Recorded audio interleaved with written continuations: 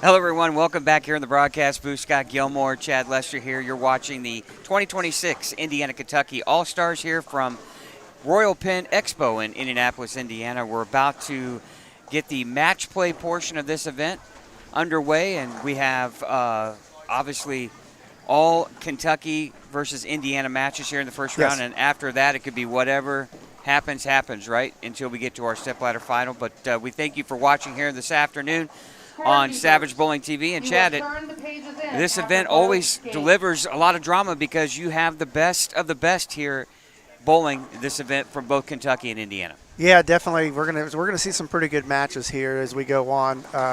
2-game total pin matches, all the way until we get to the step ladder. Obviously, that'll be single game matches. But yeah, they're best of the best. Indiana, Kentucky, always a good time. Well, we'll get to the totals of the team portion of this event, but we're not going to hide anything for you right now because Indiana just absolutely dominated this event today. They did. A lot of it was on the boys' side, but the girls did their part too. But I don't know where this rates as far as like the margin of victory. But this has to be one of the top ones that we've seen at least. Yeah, last year was kind of a bit of a not close, but it wasn't that far away. But the previous 2 years, you were down to 200 pins or less, which you might think, well, that's not close, but it really is when you factor in the number of kids that are bowling. We have, 64, 32 on each side? Yeah, 32 on each side. Yeah, so, but this year, Indiana dominated the team portion of this event. But now we go into match play, 2-game total pin matches, and now as a player, you have to totally rethink what you're doing here because now you're taking on the guy across from you. Yeah, right now for these players, if they struggled during the team portion, they've used their time to try to figure things out. If you bowled well, you're hoping that you still see the same thing on the lanes that you saw earlier this morning. Obviously now this is the second time that this pattern is out there. Actually the third time because they put it out last night for the sweeper, but it plays tighter each time they put the pattern out.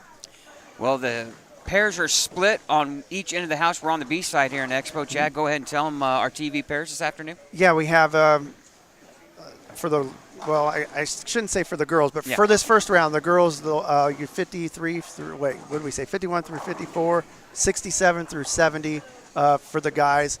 The next round, they flip-flop, and then they'll flip-flop again. Yeah, so they kind of get the kids moving on both sides of the house, makes things very fair and even. But this first round is going to be a boy or girl from Indiana taking on a boy or girl from Kentucky.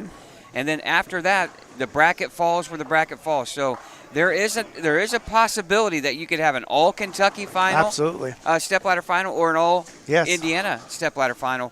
Who knows? But it should be a fun day, and we thank you for watching. And Chad's doing a little bit of double duty here. He's commentating, and he's going to slide out, and he's going to get us off this. But we thank you for watching the Indiana-Kentucky All-Stars here on Savage Bowling TV.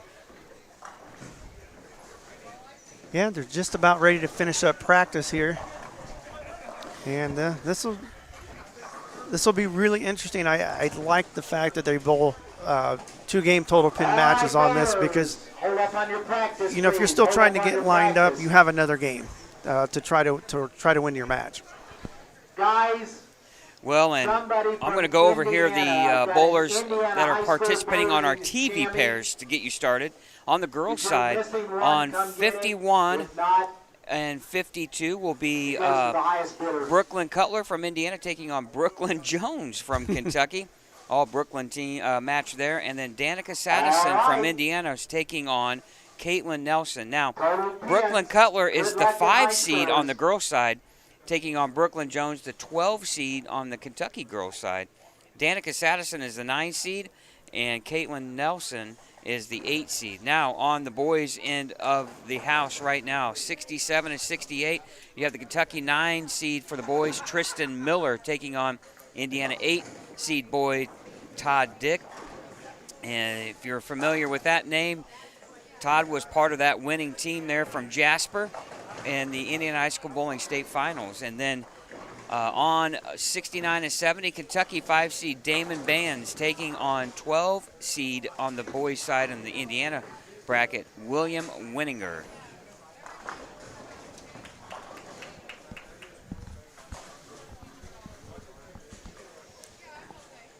off and running. 4 players on a pair.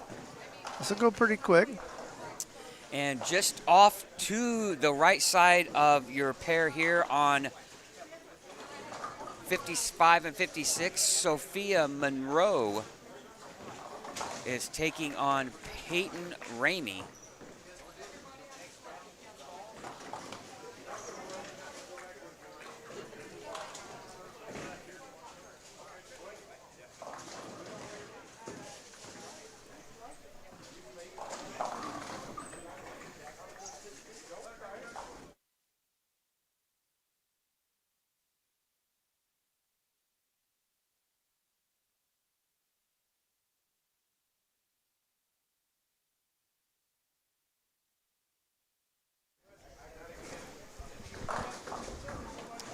All right, 2-game total pin matches here.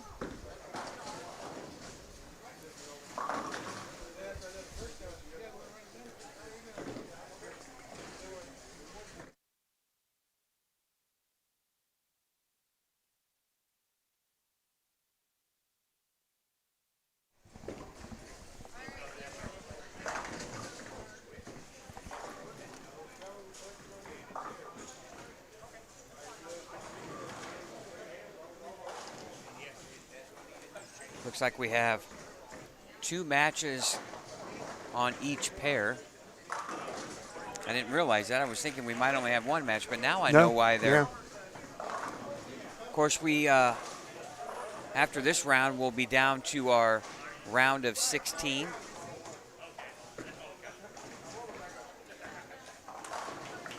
But pressure mounts every round as we go. Yeah, we'll see the pace of play slow down as we get into the later rounds. Well, we wanted to talk a little bit, too, about okay, we're going to come back through one more time for share the pot. We're going to talk a little bit here quickly before we get too far into match play.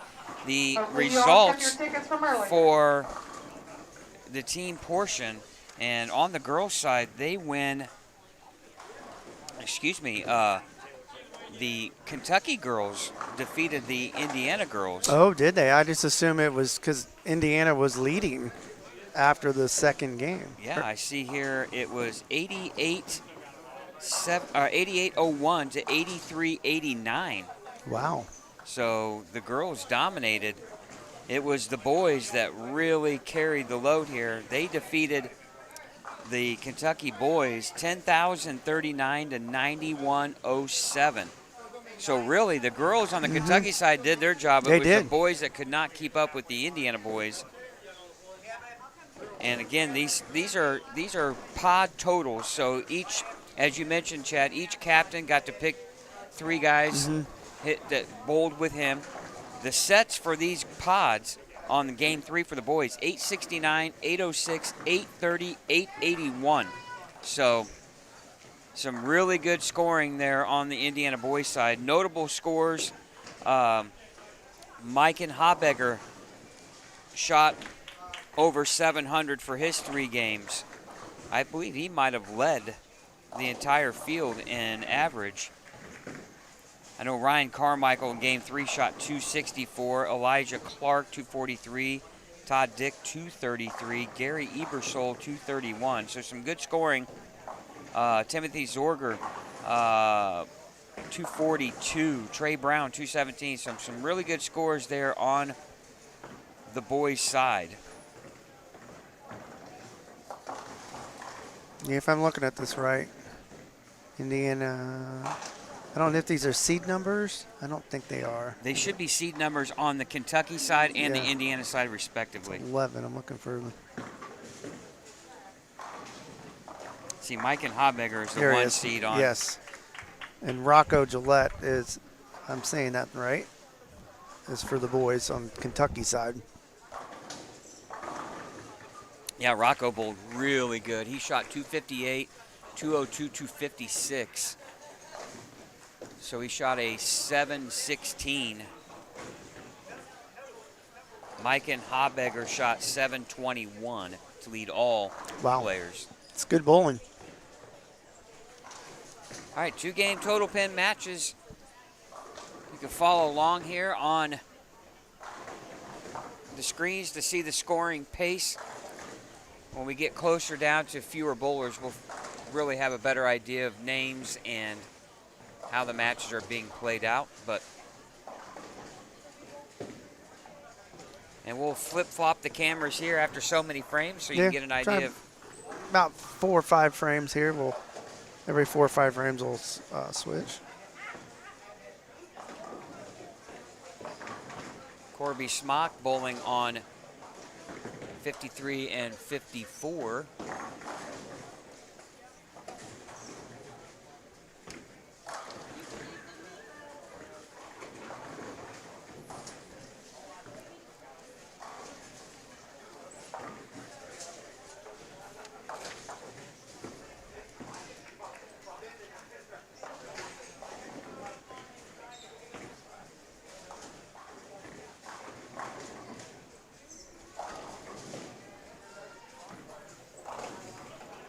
Of course, Lauren Worthman, a name to keep an eye on too, Chad.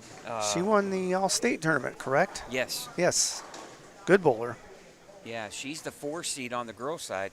She had been bowling up north in all of the high school events that have been going on during the World Championships that are taking place today for the PBA.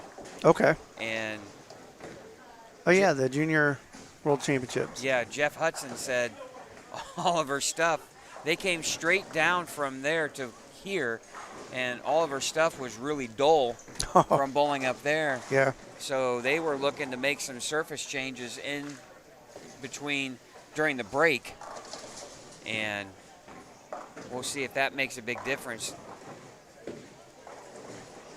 It'll be interesting because Jeff said she really didn't have a ball that really matched up well, but she was able to grind out 3 190 games. And then the other name to pay attention to, too, and she was only the 6th seed for the Kentucky girls, and that's Morgan Morales.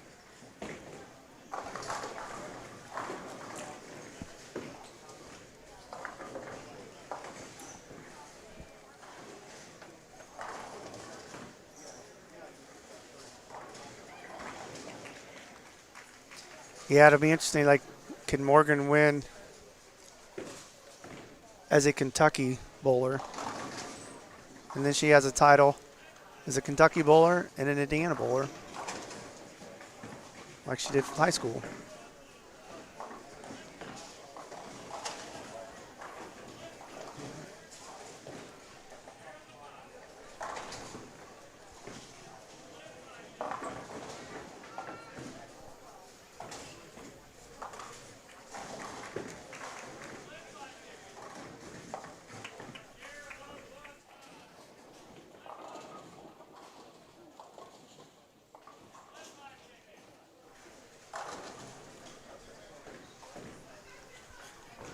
All right, Todd Dick looking at a split here.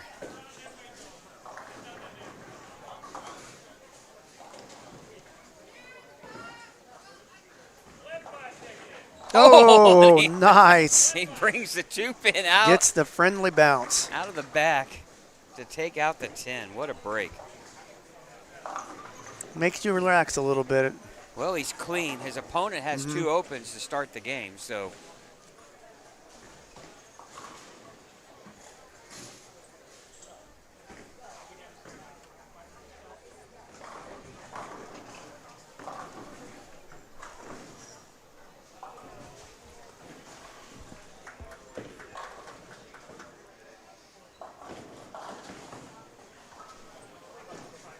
You know, this pattern is scoreable, but you really have to project the ball down the lane.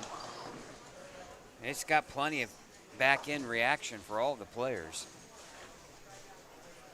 Of course, when we're sitting up here right behind lanes 57 and 58, and so we're right behind the girls almost right now. And when you look down, the boys look so far away, Chad.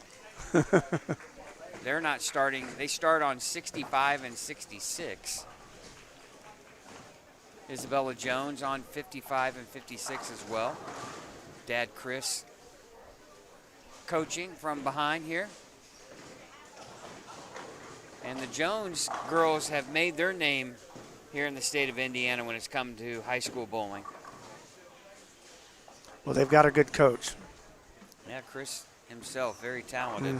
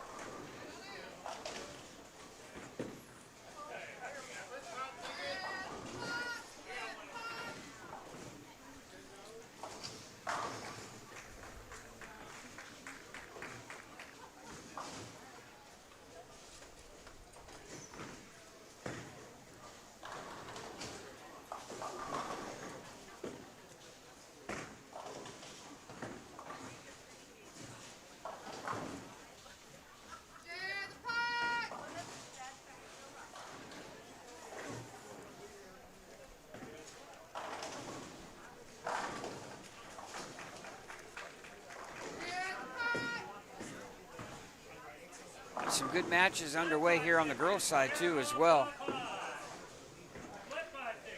Looks like Isabella Jones in full control in her match.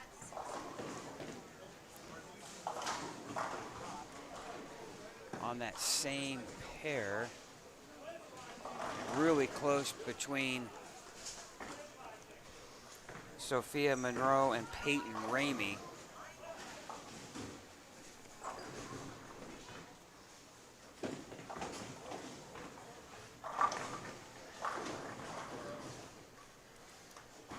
Two-game total pin match here.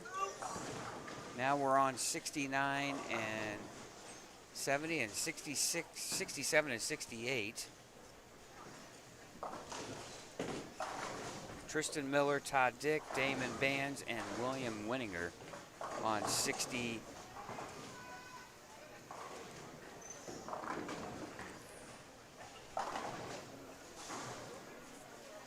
Seven and 68. Nice shot there for a three-bagger.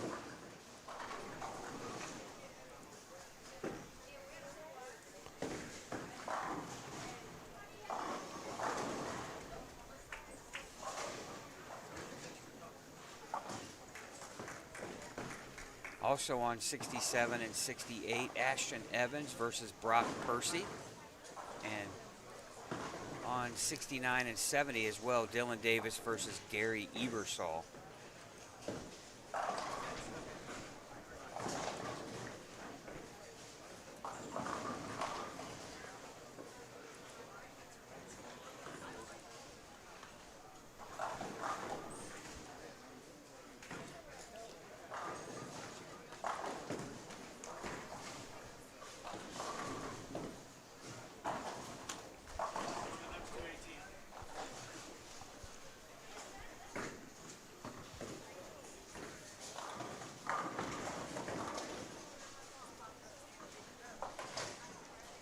Good crowd on hand today.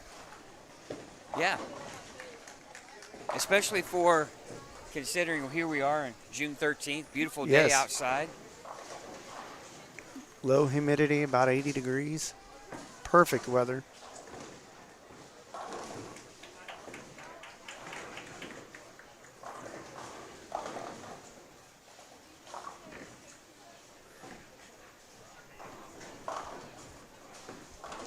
So we've got a couple of Jasper kids too. Mm-hmm.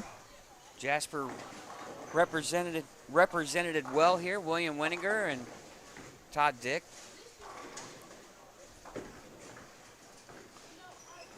Looks like Todd is up 4 pins right now in his match with Tristan Miller. He's looking at the 6, 9, 10 spare. He knew he missed it when he let go of it. Open frame in the 8th.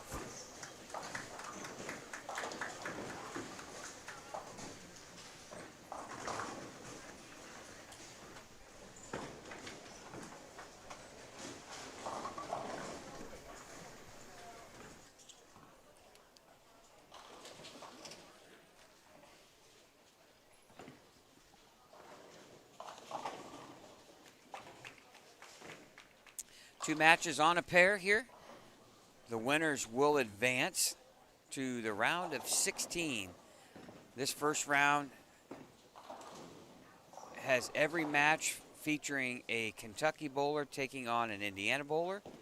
And then after that, it's however the bracket falls. So there are possibilities for an all Kentucky stepladder final and possibly an all Indiana stepladder final. Rarely does it ever happen, but there is a possibility, as Isabella Jones here in front of us almost threw it in the gutter.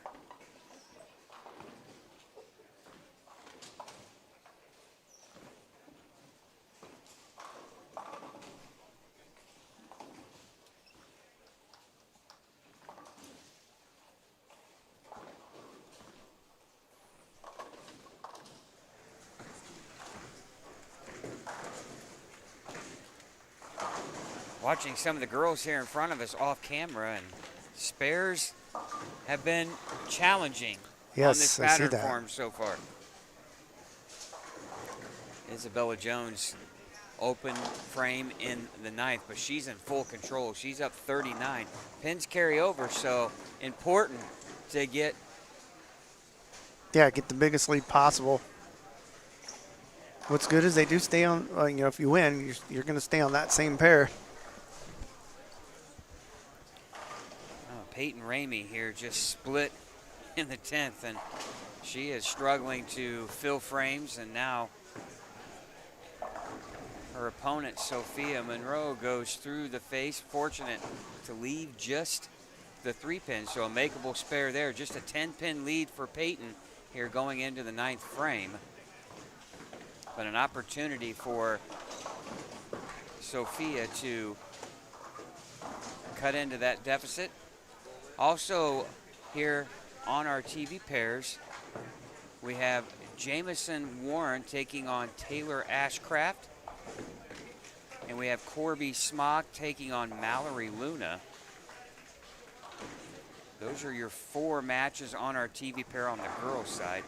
And Sophia did pick up the spare, so that game coming down to the 10th frame between both of those. Now, it's not a single game match. It's 2 game total pins, so both players trying to get as many pins as possible. Now here in the match in front of us, Tristan Miller here looking to double in the 10th frame here. Strike in the 9th. 8-pin lead now over Todd Dick. That is wide right, 3 count.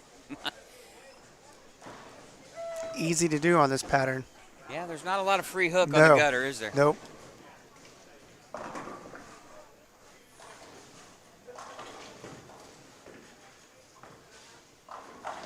And nice shot there for Todd, a double on the 10th.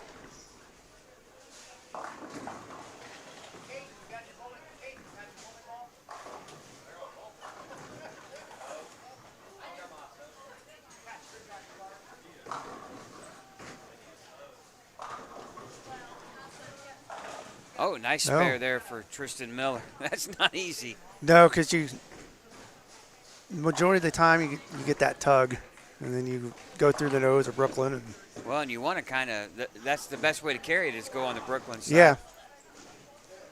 Your arm gets tight, and you just don't want to let it out again. Well, 69 and 70 already into game number 2.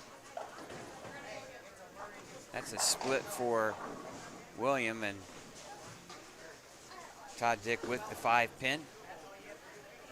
Going to be a really close match over here, Chad. If Tristan strikes here and Todd picks up the spare, just 1-pin lead for Todd going into game number 2.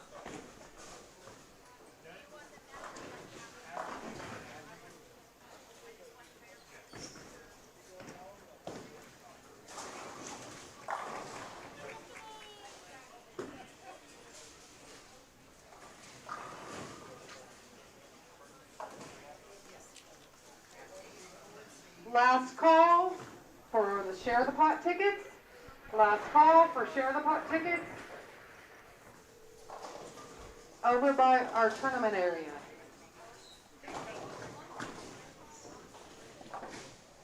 All right, 198 for Todd Dick.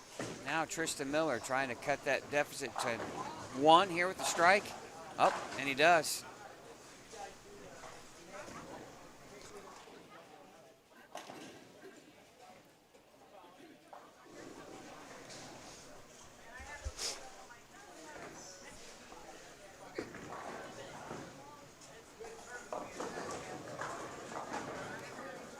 Some really close matches here on the girls' side.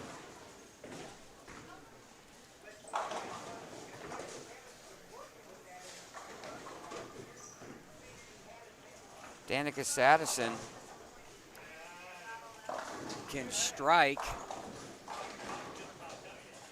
pick up a spare and strike. She'll just be down 2 going into game number 2 against Caitlin Nelson. Sophia Monroe and Peyton Ramey are now tied at both shot 132 game 1.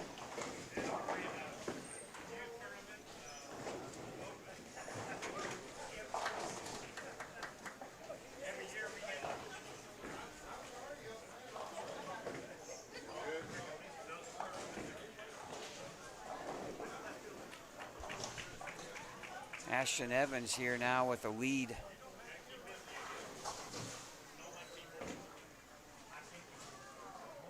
Over Brock Percy. Brock spared in the 10th. Well, actually looks like he struck in the 10th, excuse me. So he can actually cut into this deficit. Ashton Evans with the strike here would shoot 201. Max score for Brock 181. He leaves the 4 pin. So he's going to be down 20 pins at least. Maybe 30. As Ashton Evans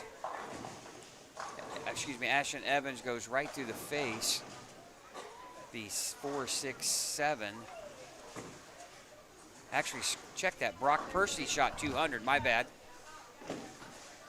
He's going to have a sizable lead. 30-pin lead over Ashton Evans from Kentucky. The problem is when we're looking at the scores on the screen, we don't know who is who when it comes to the letter. Yeah, that does make it kind of tough. So we're going to flip back down to the girls. Yeah, because all of our sheet just shows what seed in boy or girl or Kentucky, Indiana. Ah, we do have it right there, don't we? Yeah, I just looked. And I'm We do have it. We do have it. We do have it.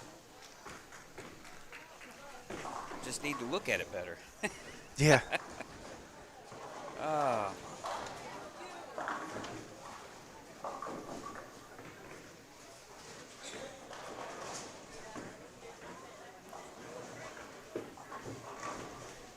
Yeah, now you get to this second game, Chad, and these matches that are really close within a few pins, every shot critical.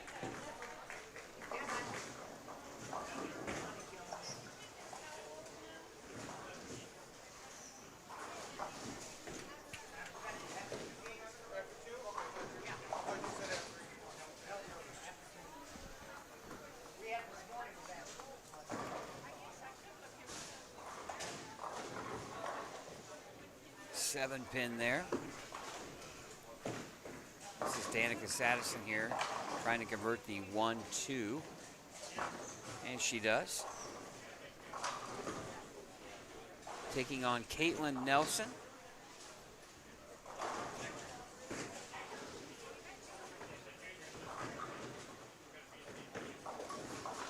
Oh. That was Taylor Ashcraft here.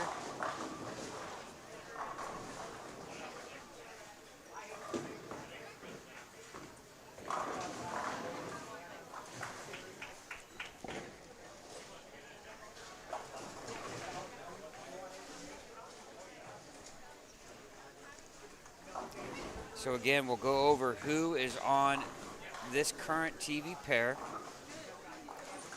So we have 2 matches going on, and we're on 51 through 54. On 51A is Jamison Warren from Indiana taking on Kentucky's Taylor Ashcraft, who is 52C.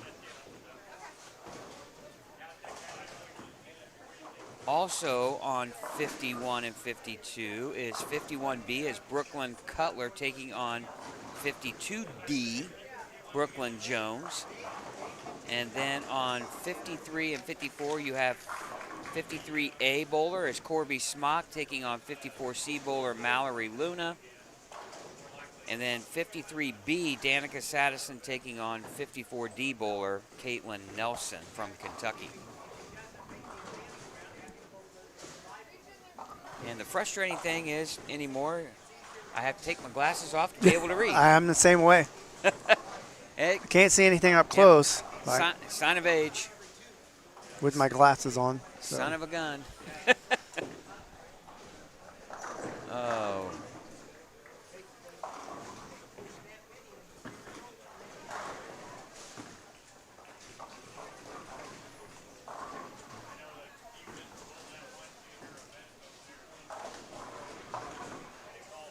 And Isabella Jones with an open frame, but she's got a pretty sizable lead in her match.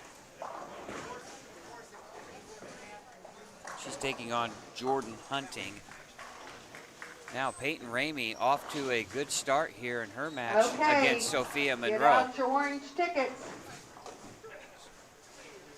We will have 3 drawings. The first one is for $171. Your number is 1. Ooh, Peyton, just a pinch high, leaves a 4-pin. Your number is 716340.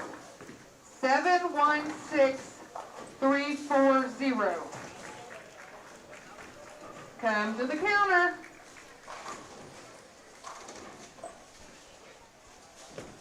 All right, again, you're watching the 2026 Indiana-Kentucky All-Stars here from Royal Penn Expo in Indianapolis. Scott Gilmore, Chad Lester here in the broadcast booth.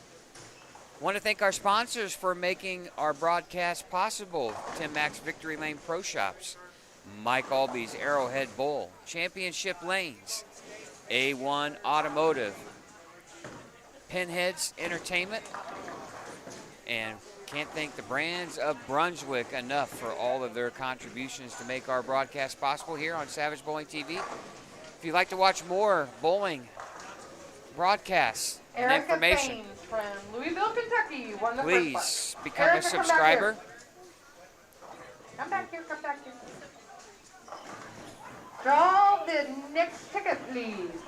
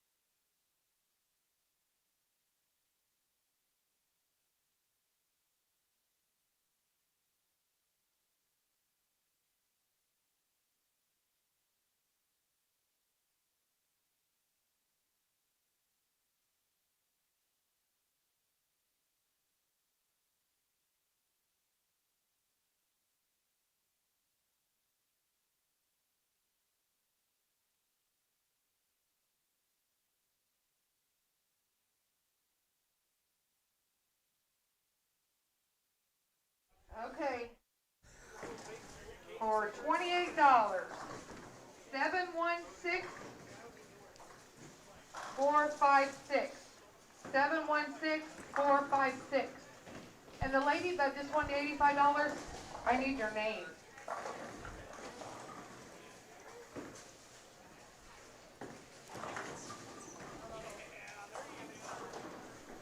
No tournament is complete without share the pot announcements. Oh, yeah, right? yeah. Or giving away bowling ball brought to you by Brunswick. Yeah, we thank Brunswick for Yeah. that. They gave a good ball away out this morning. Yeah, Black Widow Tour V1. Absolutely. Everything they raise, I believe, goes right into that scholarship fund that goes right back to these kids. So, well worth it for sure.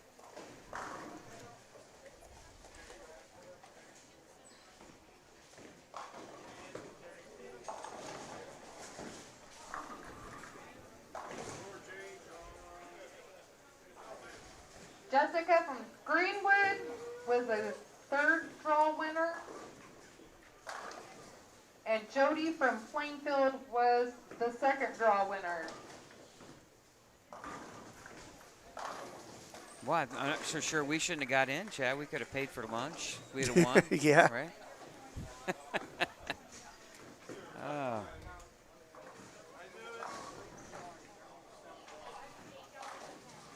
Messenger, nope. Oh. Almost on the 10 pin for Mallory. We'll get more into who these bowlers are that make it far. We got a lot of nice information in here about the players, and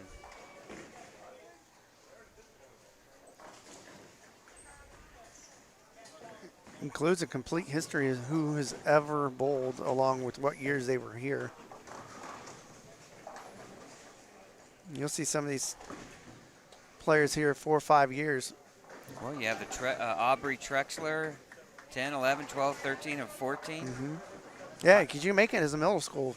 Yeah. If you're you make the Masters and Queens top 16, that gives you a berth into this tournament. Yes, a very familiar name on the girls' side, Sydney Brummett. Bowling well in the U.S. Open this week. Yeah, 2008, 10, 11, 12, 13, and 14. Ooh.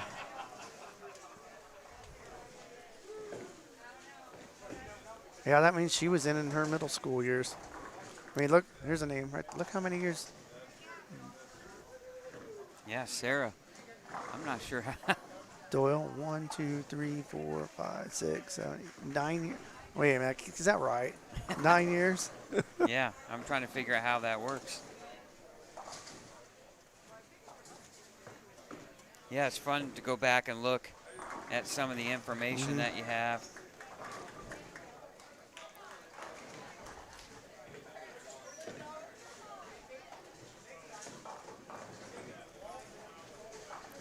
Then obviously you get into the boys that have been around, and you can always go. Matt Sanders, I think, is on here. Yeah, both the Scotty Kramer the third. I saw his name, I think. Yeah, you get into Scott Savage. Scott Savage, 1998, 99, 2000, our founder. Oh, yeah. That's why we're Savage Bowling TV now. Matt Sanders in 09, 11, 12, and 14. Scott Tucker, 97 and 98.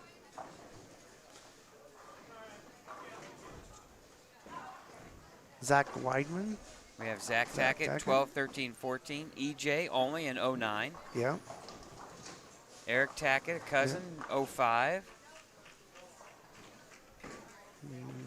Zach Weidman, 9, 10, 12, 13, and 14. Another name, Dustin Zenner. Yeah. Some might not be familiar with, but Dustin, a very talented player, 14, 15, 16. He was runner-up to Jeff Mann in the Oh, yeah. Did the Junior Gold. Junior Gold, yeah. Kyle Weedman, Yeah, 03, local player. 06, Doug 07, Weedman used to do the broadcast with us. Yeah, if we go to Jeff Mann, 16, 17, 18, and 19. There's Luke Mathis, Bailey Maverick, Joe Massey, 1999. Wow. Jimmy Ogden, who owns the, City record in Lafayette. yeah, 878 or 9, something like that. 878, I believe. Yeah. 04, 05, 07. God, that'll never be broken, you would think. And he did it at Star Lanes, which that'll be the house record for history for there. 'Cause Yeah. it's no longer open. Yeah, it's interesting to see all the old names that participated here in the Oh, yeah. Jordan Gray, Marion's head coach. in 2010.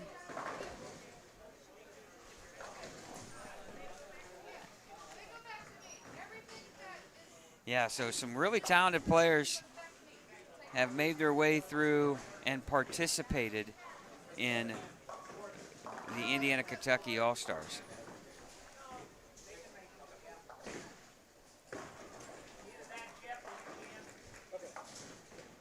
Always fun to look back and see all the history of who bowled and who hasn't. Updating you here on a few matches. It looks like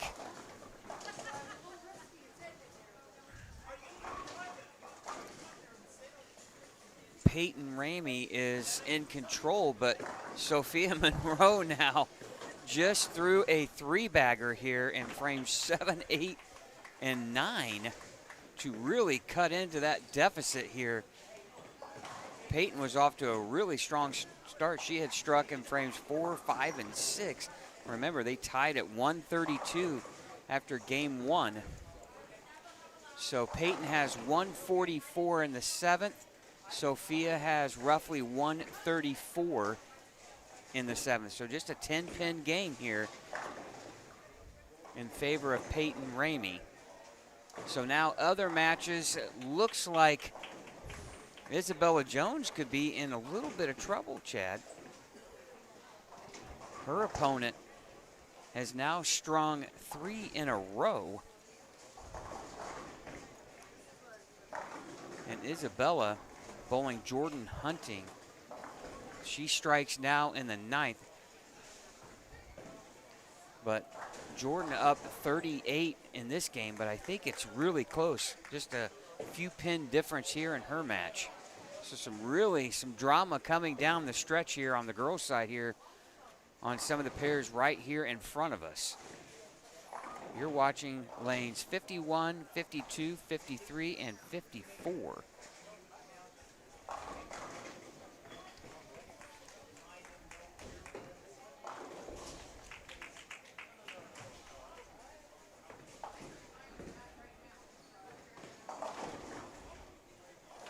Some good matches here just off to the right of the camera on 55 and 56. Oh, Peyton with a strike in the 9th. Big shot there. Now Sophia Monroe looking to throw 4 in a row. Looks good off her hand. Oh, and she gets it. Oh, wow. Oh, this match is all even now again between Sophia Monroe and Peyton Ramey. Coming down to the 10th frame, and of course you would never know that by the girls' reactions, right? No. Very stoic. Oh. And we got bowling balls. You can almost pinpoint who has lost a match when Yeah, I you see the think balls get slammed down, Yeah, right? he got knocked out, unfortunately. Jordan Hunting, 4, 6, 7 split Okay, we're in the coming around 10th. In the sale 10th tickets frame, for yeah. another bowling ball. It is the Hammer Black Widow Dynasty. Oh, Black Widow Dynasty this time that they're raffling. Yeah, some good stuff. Yeah. Now Isabella with a chance And here to just a pretty much. reminder, bowlers, you are not allowed to wear earbuds. Oh, and she Okay. misses the 7 or the 10 pin. 169. Jordan Hunting's going to finish with 205. Chad, I think.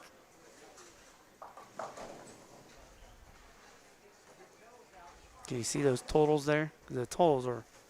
Yeah, it's really hard to see. They're real tiny. You can get on the wireless and walk down there. Didn't tell me about it. Yeah, I could. We haven't tested the sound yet on it, so might as well, right?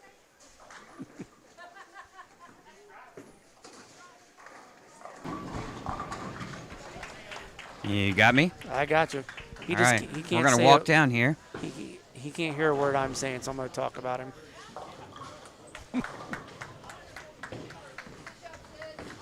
Yeah, it looks like Isabella Jones squeaked that one out by 13.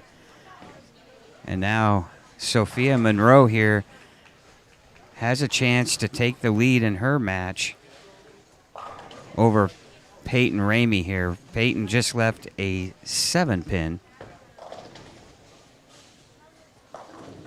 Oh, Oh, and Sophia Tough leaves break. a 7-10 split.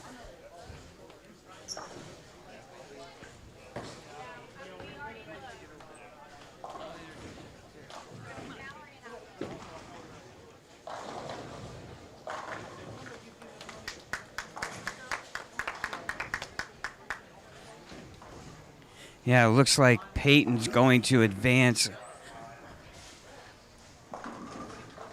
over Sophia. She's going to have to make the 7-10 split in order to give herself a chance. She doesn't.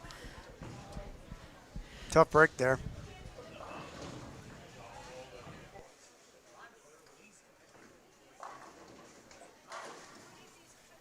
Yeah, even with my eyesight, Chad, Seeing the total pins is hard.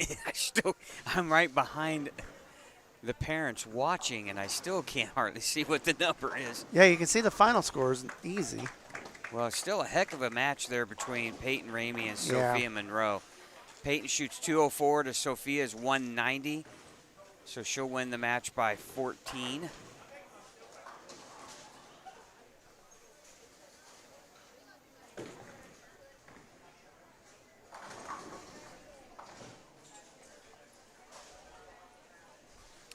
Looks like they're just about finished with this first round.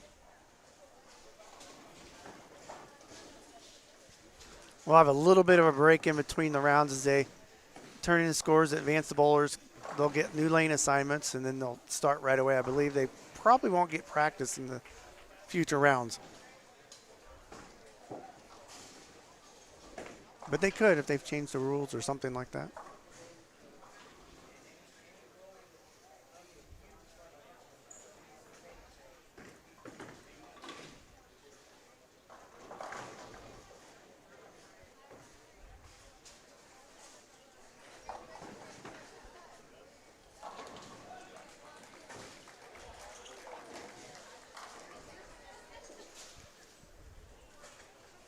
All right, round number one on some pairs have completed.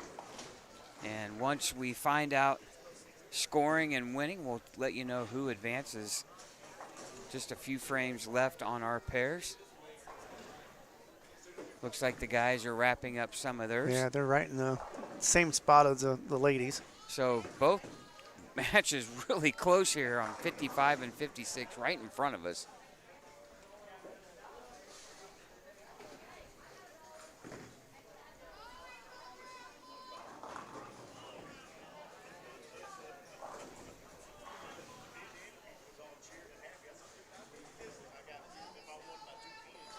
I'm going to have to give Chris a hard time. I didn't know he taught Isabella how to throw left-handed.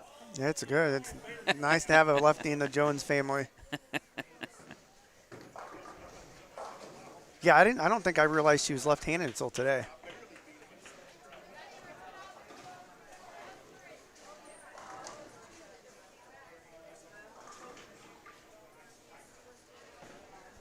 Now they'll flip-flop ends. The guys will guys will come down here to the low end, and girls to the high end.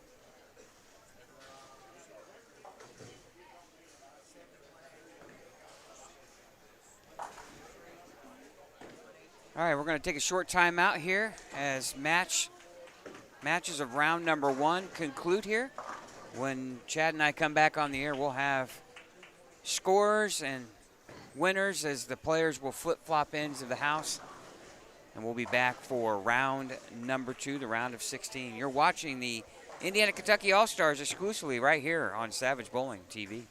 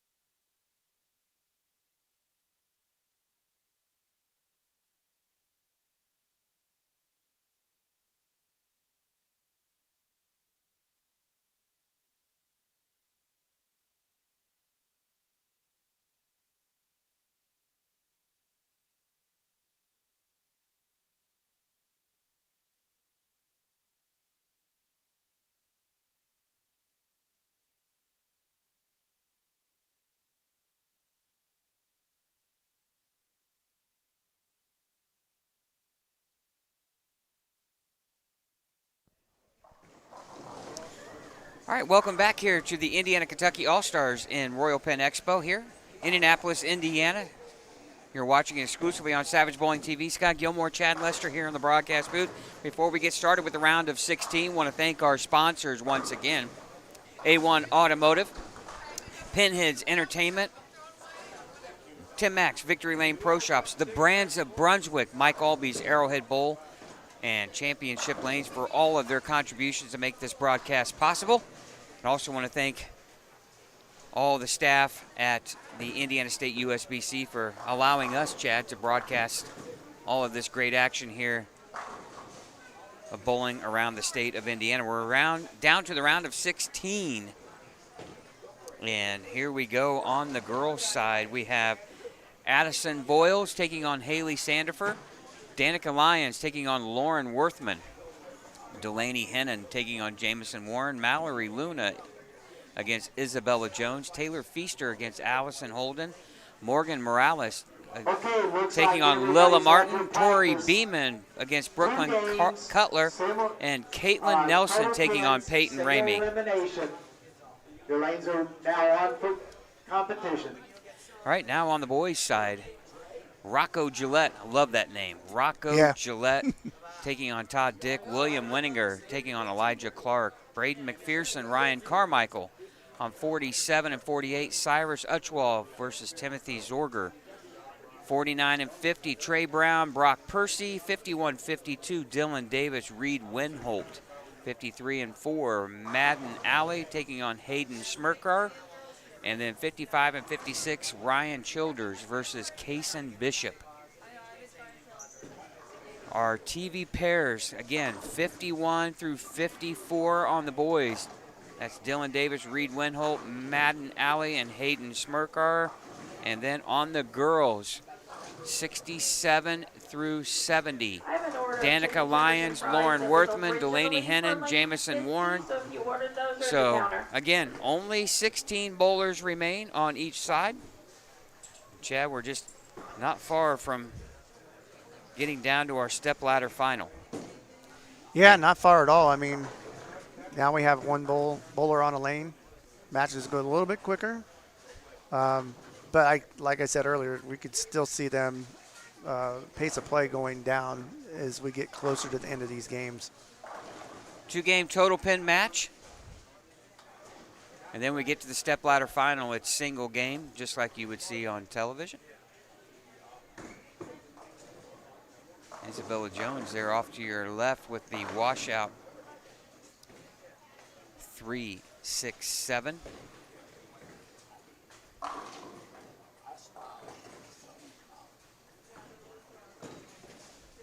Here's Lauren Worthman here on lane 67. A very talented young lady from the Fort Wayne area. Leaves a 10-pin. She's our, as you mentioned earlier in the broadcast, Chad, our Indiana All-State champion. Talking to Jeff Hudson in between rounds here when we had our break, and some college coaches paying attention to Lauren. As they should. And I know he had mentioned that Wichita State and Nebraska has been looking around. And oh, wow.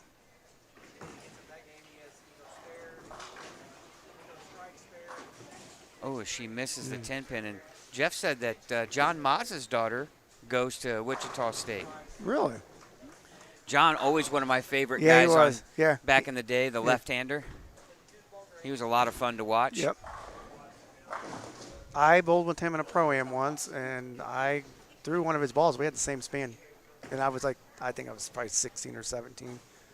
And he's like, here, you can probably throw this. And I'm like, no. And it would fit. I threw like one ball. But it was cool. I was like, oh, I threw a pro bowler's ball.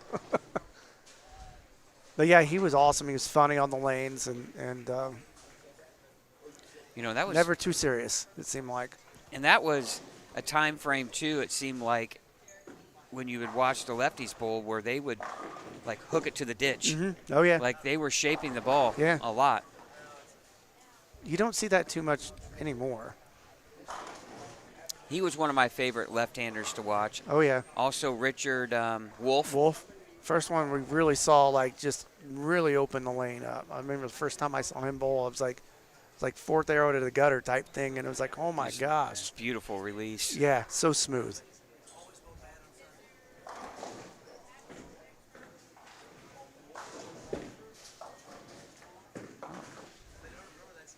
Looks like, Chad, we still have some Indiana-Kentucky matches here. Oh yeah.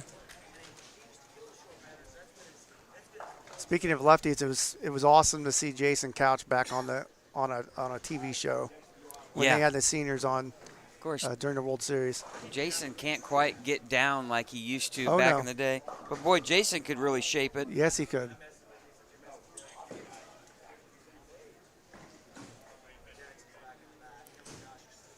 Okay, Lauren's opponent, Danica Lyons, start out with a double spare, and now strike open frame for Lauren here in the third frame.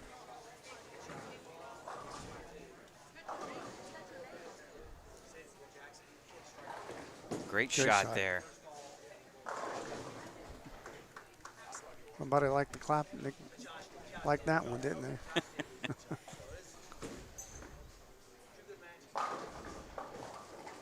Oh, what a break there. And that's a clean game so far. Her opponent opens back-to-back in the second and third frame, so.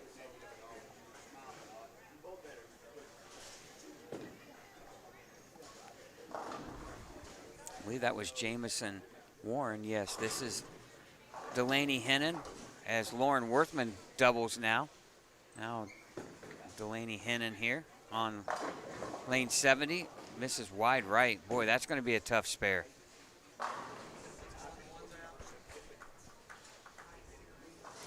Now Danica Lyons, after her opponent just doubled, what can she do here in the fourth frame?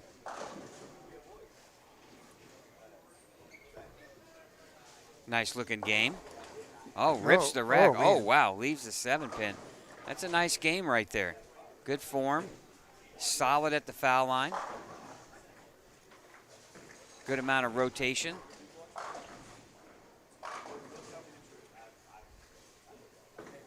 Yeah, one thing these bowlers might have to adjust to is switching ends of the house and only getting 2 balls on each lane.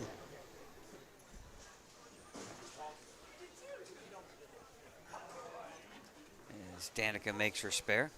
This could be a really good match here on 67 and 8. Both girls throw it very well.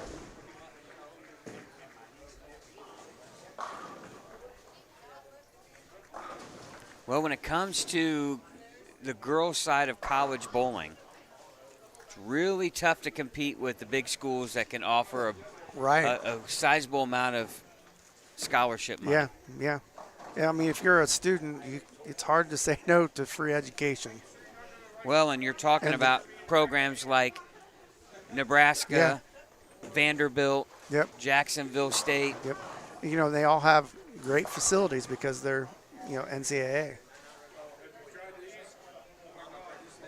Yeah, that makes a big difference. Oh, yeah. Some of these facilities have separate, weight facilities where they could work out and all of that.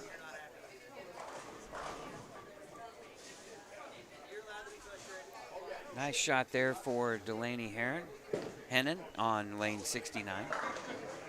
Now Lauren here on the right lane. That needs to hook. She missed it just a hair right and wash out. You could tell she knew it. She was leaning to the left there. Hurry. Wanting the ball to hook as much as possible. But that's the nice thing about this format as a bowler is, okay, I got 2 games here. You don't want to get too far down, but that's the key. You can come back from 20 or 30 pins down very easily. Oh, great cover on the spare.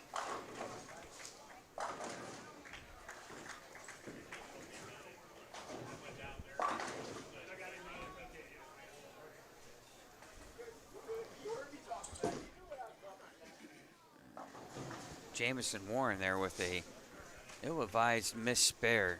Boy, you got to make the makeables.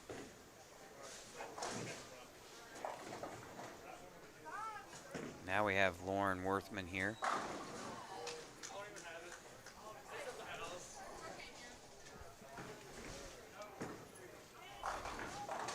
Oh, Good shot. high flush strike there. Jeff had, her coach, told us that she's a hard worker. Likes to practice, loves to do the little things. You know, that's the key, is sometimes doing the little things is not as fun. No, and practice doesn't mean just going out there and bowling for score. I mean, you always need to work on something when you practice, and those little things are what you need to work on sometimes.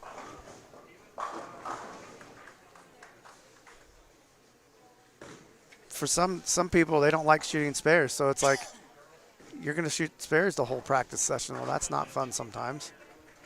But spares are the name of the game, really, in my opinion. Danico there with a 3-10 split.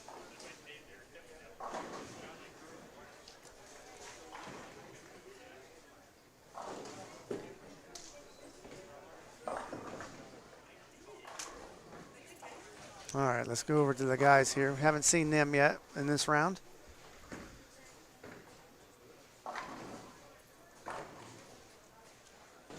Looks like Reed Wenholt there with a split. Reed, a part of that winning state team. Yes.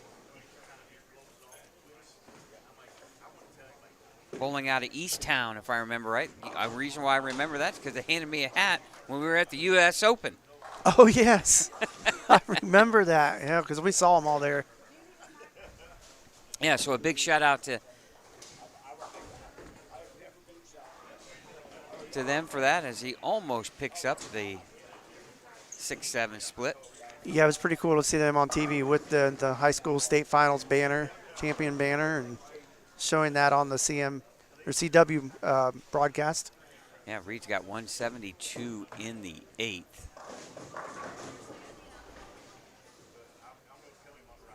Now only one match on a pair here. And after this round, we will drop half of the players. We'll be down to 8 on each side, and then the winners of those matches will be on the step ladder final. And Chad, you were talking to the directors here on how they determine seeds 1 through 4. I have not talked to them. I'm trying to remember how they did I it. set you up so perfectly. I think they do it by their Qualifying score? no, their total pins from total this. pins from every round. Yep, from this round here. That's not, right. Not from the qualifying this morning. And that makes perfect sense. Oh, I think that's a lot better to do than just by seed. You're So the highest seed left, you get the number 1 seed. So So you- you're rewarding them for bowling good. Yeah, well, but you could be up comfortably. You don't want to throw away. Yeah. Even though you won your match, Yeah. you're trying to get as many pins as you possibly can. Yeah. Yeah, why penalize them for being the number 16 team or bowler, but having the highest score throughout the match play? Right.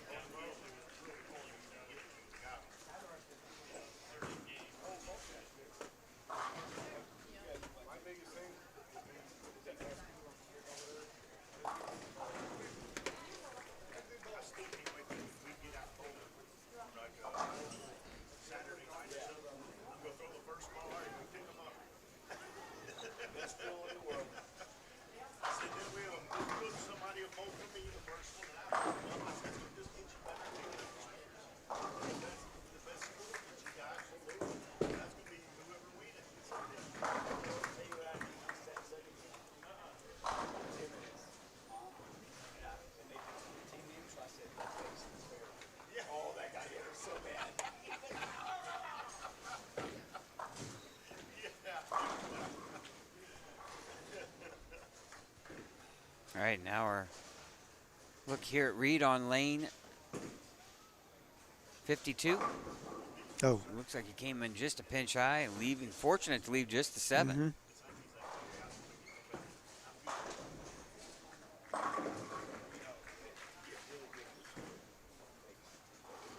You know, it's easy to see why the two-handed game has just exploded. One, it's a lot more fun to hook the ball a lot, right? But the way the ball goes through the pins from a two-handed release. It's so powerful. The pins go everywhere. Yeah, which is fun to see. Just like seeing your ball hook. Key is those when you're learning to bowl two hands, you like to see the ball hook, but you need to be able to know where it's going to go. Ooh. Just got a piece of that.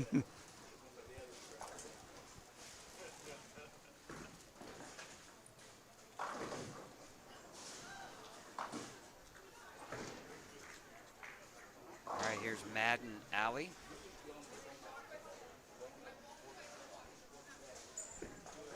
And he converts the 7-pin spare.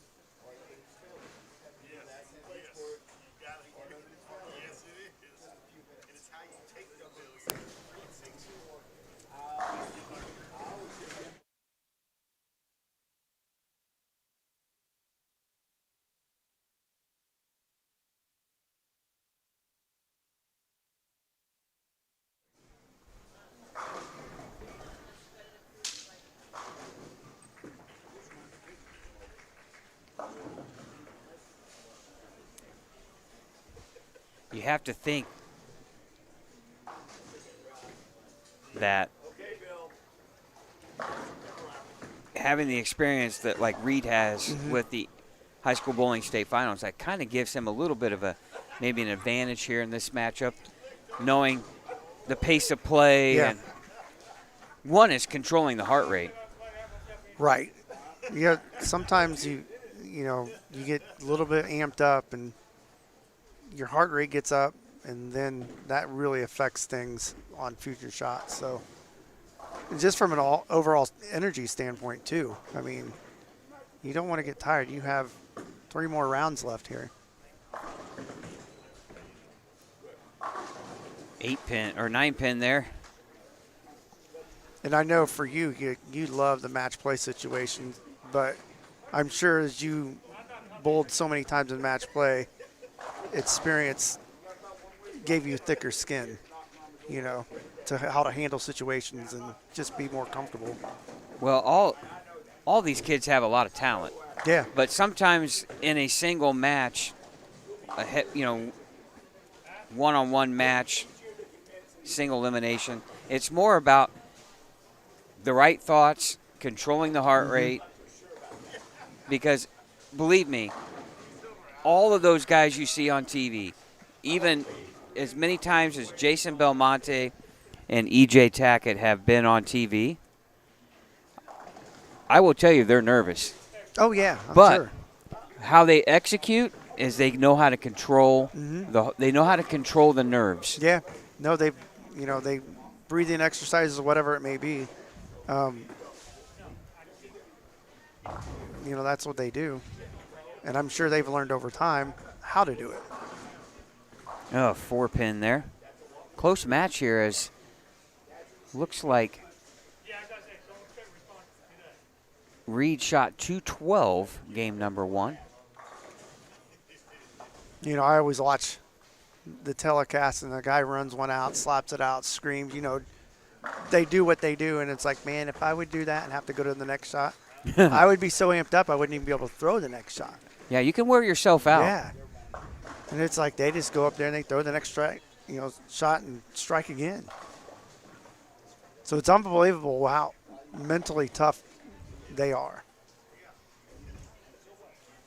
I believe that Reed is down after game number 1, even though he shot 212. Yeah, I didn't quite catch that score. Yeah, he's taking on Dylan Davis. Yeah, the score kind of erased before I had a chance to really get a good look at it. I think you can see at the bottom of the screen on that ribbon, it might give the total scores if it flips over. Yeah, Reed with the strike. Nice shot there on lane 53. A couple of Indiana guys going toe-to-toe. Madden Alley and Hayden Schmerkar.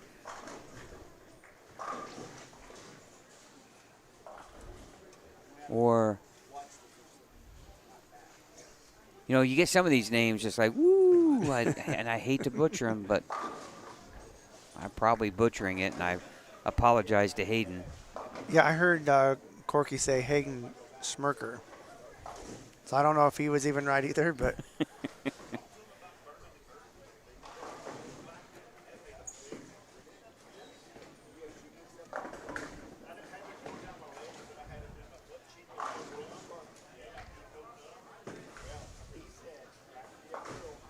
Big four, an open frame late in that game. I believe that's Madden. No, that's Hayden Schmirker.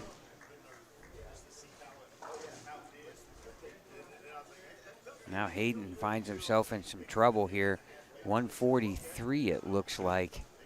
140 in the ninth.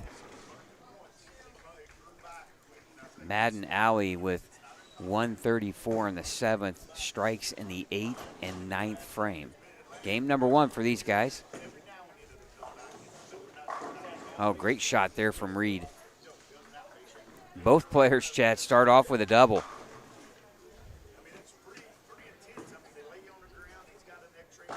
oh, good shot. And 10 in the pit there. No doubter.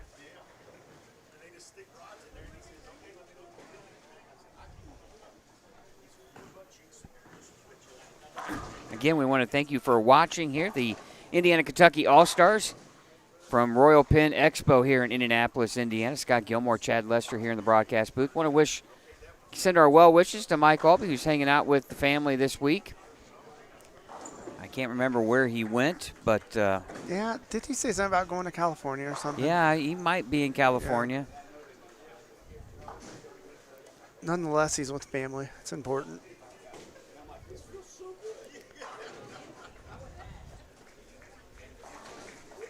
Now Dylan Davis here looking to go front three to match Reed Winholt. A couple of two-handers going head-to-head. Oh, beautiful shot.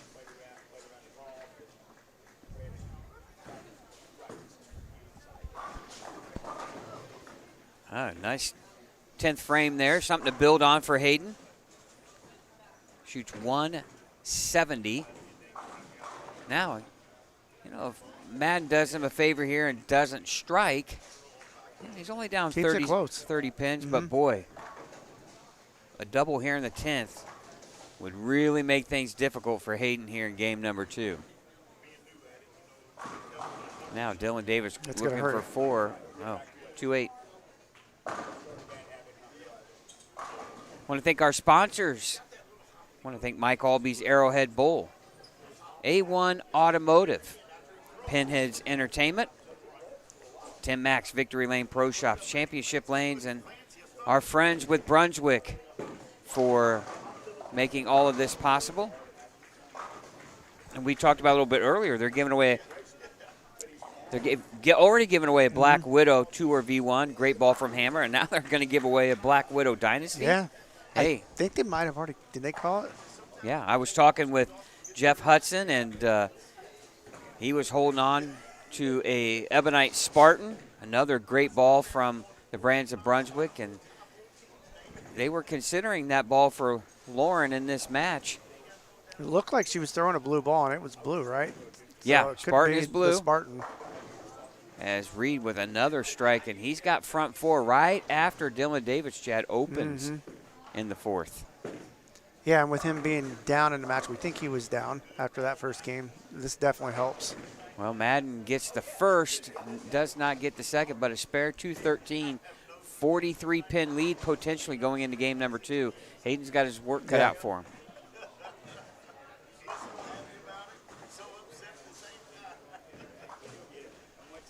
Yeah, I'm looking forward to throwing some more. I know August is a big month for July, August, a big month for the brands. As you have Bowl Expo coming up. A lot of announcements coming soon, I'm sure. Yeah, and then all of the late summer releases for the fall will be coming out, so look forward to that. Want to thank Dan Lemish, the regional DM here for Brands of Brunswick. That's who I relay all my information to, and Yeah, look forward to another great year for Brunswick. And, boy, they're on a roll. But they really, Chad, they really owned the PBA Tour this season. They did. They did, and it's been a while since we've seen that, and that's a testament that their equipment's superior right now. Yeah, they are, no pun intended, on a roll. Yeah. And it's not just one brand. No, you're seeing all of them. It's a culmination of pretty much every one of them. You're Yeah. seeing guys throw Radical, the Evil Eye and Outer Limits and the Dark Side by Deviate and GB5 Hybrid by Ebonite. Now you got the Turbo X New that just came out. We'll see that a lot. Then you have still the Black Widow Dynasty, the Zero Mercy Solid. Oh, nice shot there from Reedus. He starts out now with 6. 6. So, again, of course, you have now a new Paradox Fire from Track that just came out. So a lot of good stuff here from the brands of Brunswick. So if you're a bowler and you're looking for maybe equipment change or maybe just trying to upgrade what you got to go to a pro shop near you. Check out the brands of Brunswick. What's nice is there's a huge variety to choose from. Hey, not too bad. You got 7 brands, and all 7 of them, Yeah. by if you take any PBA results into a factor, those guys are throwing all different stuff. Mm-hmm. Great to see Ronnie Russell, another Indiana bowler, almost Win a title. knock off Alex Horton to win the Shark. And he was throwing the Zero Mercy Solid majority, pretty much almost all tournament long. And, of course, he ran into Alex Horton, who's just been on fire. Yeah. But good to see Ronnie bounce back. I know he's been talking about stepping away from he calls it the kids tour. It really is a kids tour anymore. These bowlers are so young, Chad. It used to always think when you were coming out of college or whatever, it took you 2, 3, maybe even 4 seasons to get acclimated to how the tour operates as far as how these players are breaking down pairs, understanding equipment, and just getting settled in. Now these kids are coming out of college and they're ready to play and win now. Yeah, do you think that's because now in college, for the most part, they're bowling on hard conditions every single week? And it's more than just they put in a ton of practice, too, when you're in college. But it's just that experience alone in the tournaments, bowling on hard patterns every week, makes them tournament ready. And these kids are coming out of college, and they're not nervous on TV. They've either experienced it or whatever. Well, this Dylan Davis Reed Winholt match is fire right now as Dylan Davis strikes in the first, second, third frame, open frame fourth, strikes fifth, sixth, seventh, and eighth frame. Reed Winholt with front sixth, spare seventh, coming right down to the wire.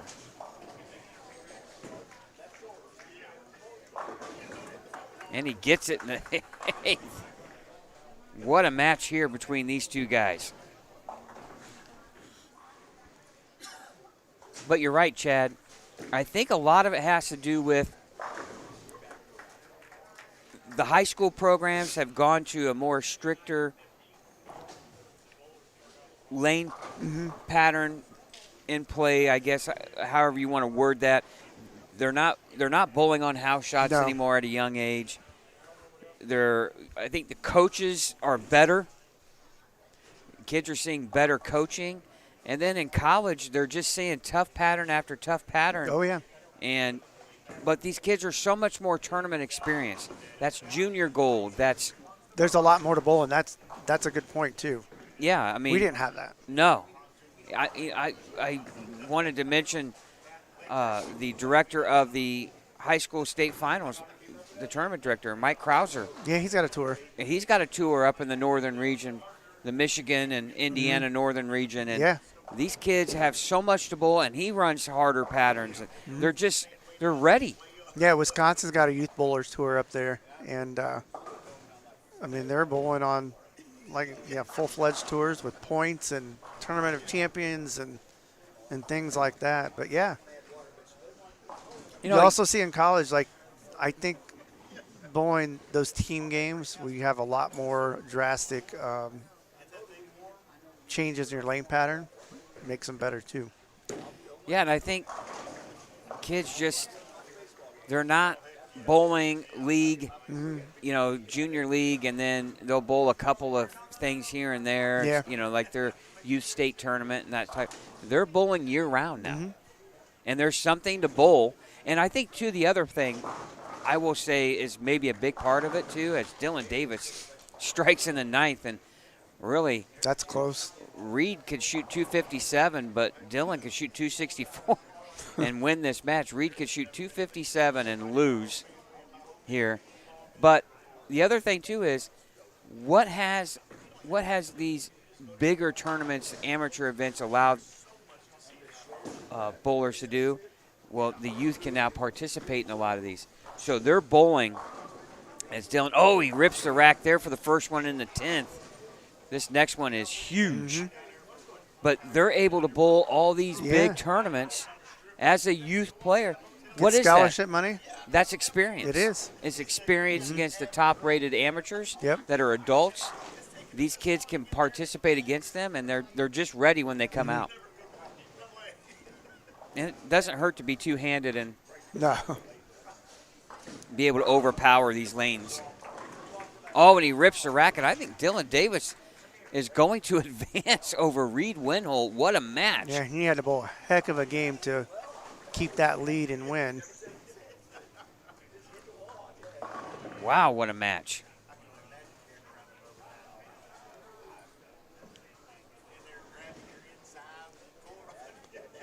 Well, if you're Reed, you have nothing to be disappointed about. You bowled a great game this game. And 264. Wow.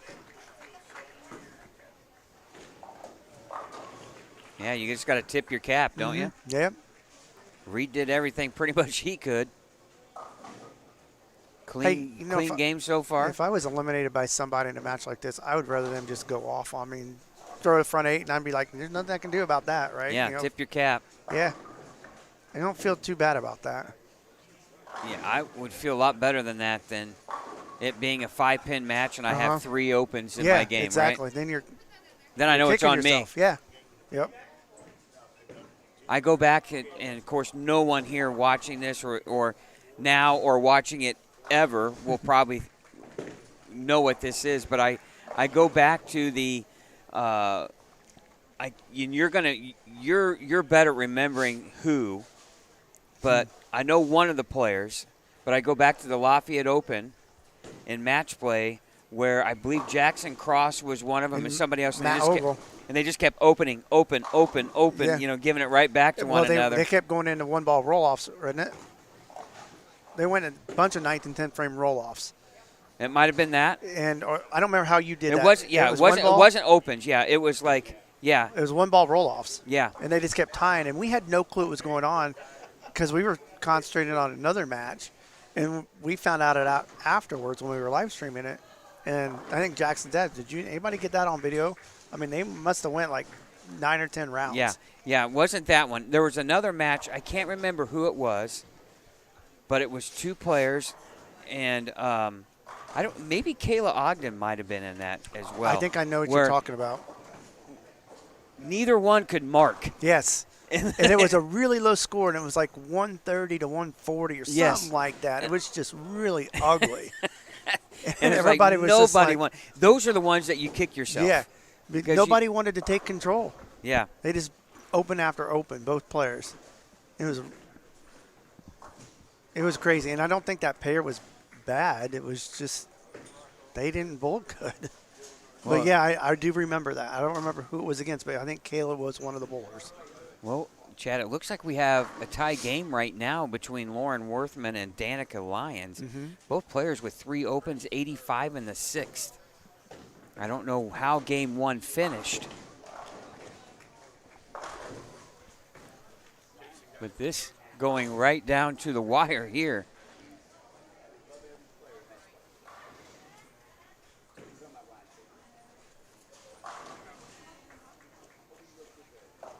Ooh, that's through the face. Fortunate to leave just the 3-6. But yeah, I could live with myself if I know I bowled good, but my opponent had, 8 out of 10 strikes or Right, whatever, yep. and there was nothing I could do about it, Yeah. right? But when you know you had 4 opens and 3 easy spares were missed, and you lose by 10 or less, you know Right. that's on you. Yep. All right, spare for Danica. I'd love to know what that first game score is so you kind of know where the players are at. What's that say on the bottom of the screen? It say total pins? Well, it looks like Lauren might be down 21 pins. Total pins there? Yeah. Yeah.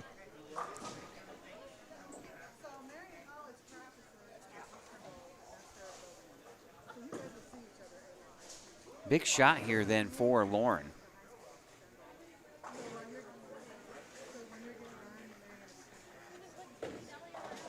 Ooh, high flush.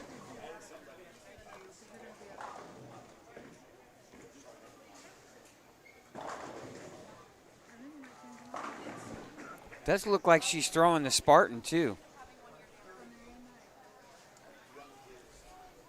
I know Yeah, it's a blue ball, but I can't tell if it's the. Jeff Spartan or said not. that after the re-oil for the start of match play, they were a little They tighter. were tighter, yeah. Which we kind of thought that might be the case, but how tight, we just did not know. Big shot here in the 9th. Oh, got it in. And she leaves the 3-6.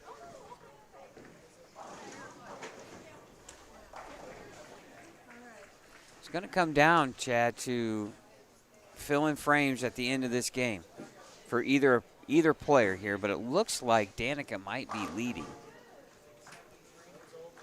But I know it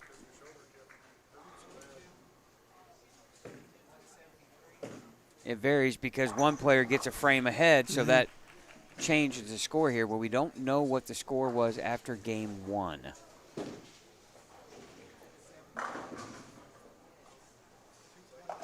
All right, spare. I'm going to go look. It's killing me, you know what I mean? Hopefully his eyes can see it.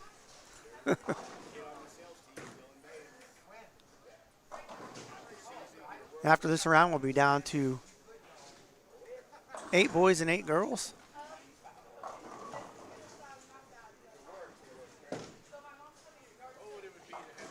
We'll flip sides again for the round of 8. Girls will come back down to low end, guys to the high end, and Scott's quickly back.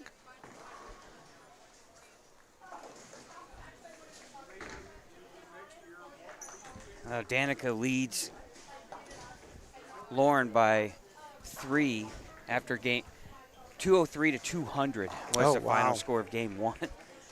So it's a 1-pin game right now. This one's coming down the final ball, possibly. Advantage to Danica right now, Chad, because she's got the strike in the 9th. Both players struggling here, though, early in each with 3 opens. Oh, good shot. Clutch strike from Danica. Not over yet.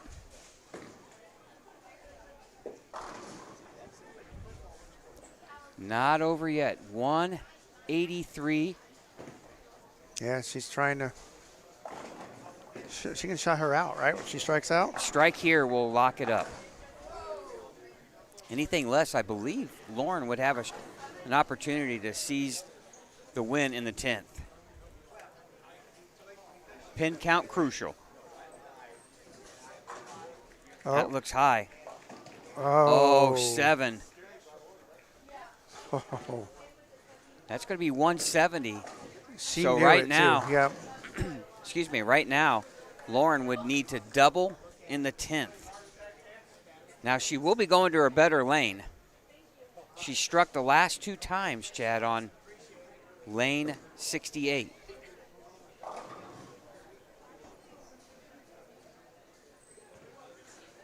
So critical there with the 7 count. You're right. Yeah.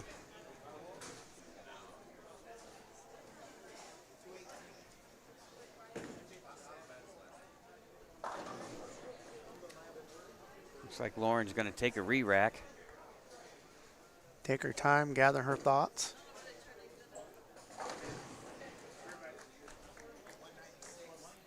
I know I saw Coach Jeff Hudson was back here by us, and we're probably, 10 lanes from there? Yeah. So, he's having a hard time watching as He's, well. I can see him down here. He's pacing back and forth a little bit. Yeah, must strike right here.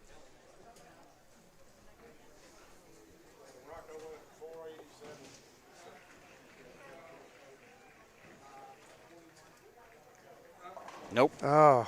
Ball just hooked. Just a hair early. Yeah. Well, She her knew day it. is over. So Danica Lyons will upset the Indiana All-State champion Lauren Worthman here in round number 2. And I can guarantee you one thing. Lauren's not happy, and No. she will go to work. As a player, that's the moment you live for. Yeah, yeah. And when you don't execute, it drives you crazy. Yeah, she'll think about this one for a few days, and hopefully shorter the better. But, yeah, you're right. She's going to be wanting to go out and practice and work on the things that maybe caused her to do that. Was she a little bit quick or, whatever. And it's not going to be so much. Obviously, yeah, she needed a double in the 10th to win that.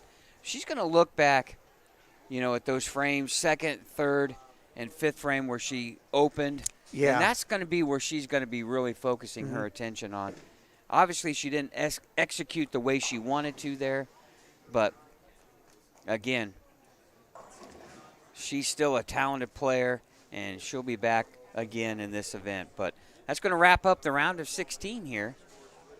Oh, nope, we got 10th frame to here. 10th frame here, 53 and 54. All right. Everybody's standing around watching, so I'm not sure if it's close. Well, Madden was up. Remember, he was up 43 pins Oh, that's on right. Hayden. Yeah. And right now, he leaves Ooh. the 2-4 with a spare, Chad. He can shoot 190. Max score for Hayden is 249. So Hayden Got a could chance. strike out here if Madden spares and fills 10. He could strike out here and take the win. Ooh. Yeah. Good spare.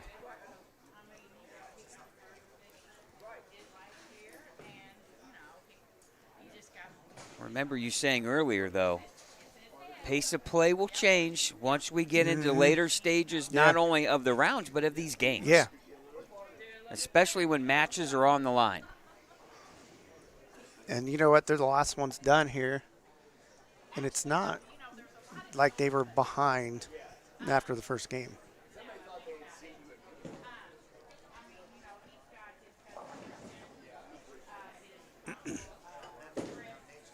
All right, pin count important here. Yep. Oh, max pin count. He gives the. I always like to do that too. Just nudge the ball return. It's their fault. It's his fault. Frustrated that he's probably given his opponent an opportunity to knock him out. Now Hayden must strike.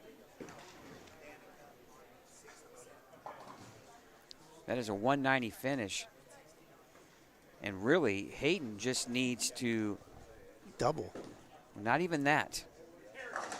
Ooh, Oh, got and he one. gets it. Now, Chad, Great he shot. just needs to fill 10. Oh, yeah, yeah. He only needs to fill like 6 pins here. 235. Actually, he only needs 5 pins here. That would give him 234 if I'm right. Is that right? My math right? 5 pins would be 15. That's 234. That's 44 pins, right? Mm-hmm. Yeah. Wow. What a Well, comeback yeah, here what a for comeback. Hayden. Never giving up. You never know in these matches.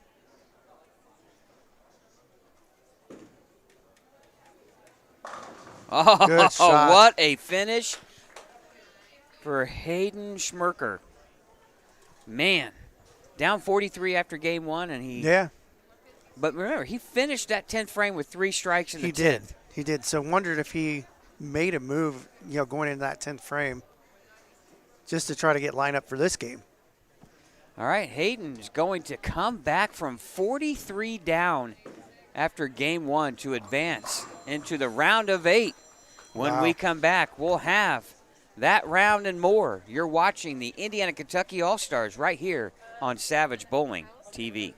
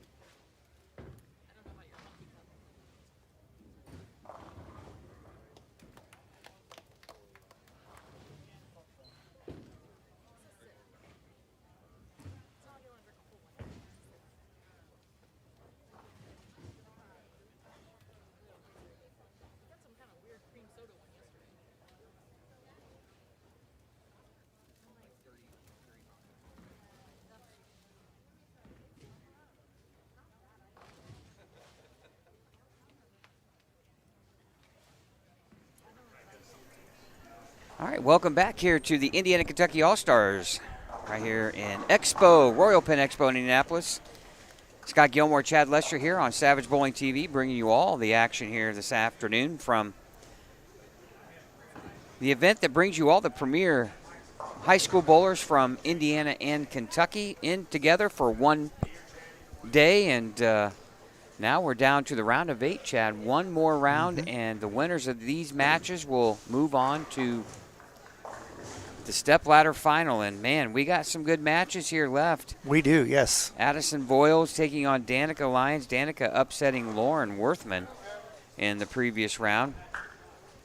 And another name to remember, Taylor Feaster. She's taking on Morgan Morales, who is bowling for Team Kentucky.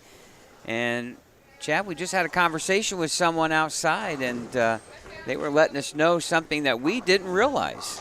We should have realized that We we should were have. here. Yeah, We're we there. should have. But a little history could be made. I'd like to know how many times that's ever happened, if it's ever happened. Yeah. But Morgan Morales, we were notified, won the singles portion of this event last year for Team Indiana. And she's down to the final 8 for Team Kentucky. Can she win back-to-back years? Yeah, it's a possibility. She's a good bowler. We've seen her do it before.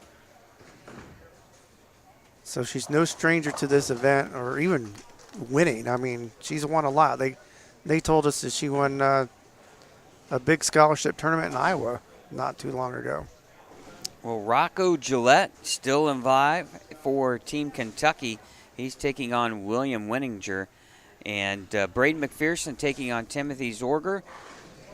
Trey Brown taking on Dylan Davis, who won that great match over Reed Winholt. And then Hayden Schmerkar, who came back all the way from 43 down after game 1. He's taking on Casson Bishop. Yeah, for Hayden, what does that do to his confidence after winning that match? I mean, he's got to be feeling pretty good. We got right here on 51 through 54 here, the 2 matches taking place here.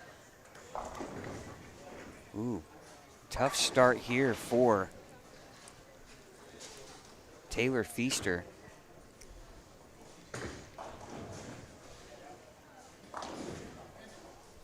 This could be back-to-back-to-back opens against someone you don't want to give a whole lot of opportunity to in Morgan Morales.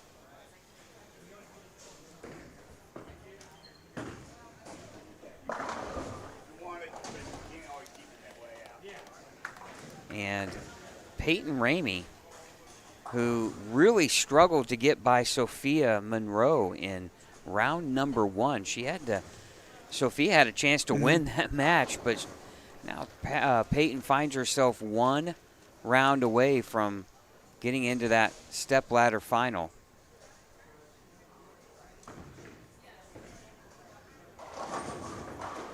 Really, Chad, we could conceivably see at least 3 Kentucky girls in the stepladder final, with Danica Lyons defeating Lauren Worthman, who was probably one of the better players for Team Indiana. Now Danica could find herself in this, as well as Peyton Ramey and Morgan Morales. Isabella Jones still left for Team Indiana. Is she the only one in Indiana? No. Brooklyn Cutler still alive. Yep, so there's 2. Taylor Feaster is still in, I believe. So, yeah. You know, a name that we didn't see here after round number 2, which was kind of surprising. That was the number 1 seed on the boys' side for Indiana, and that was,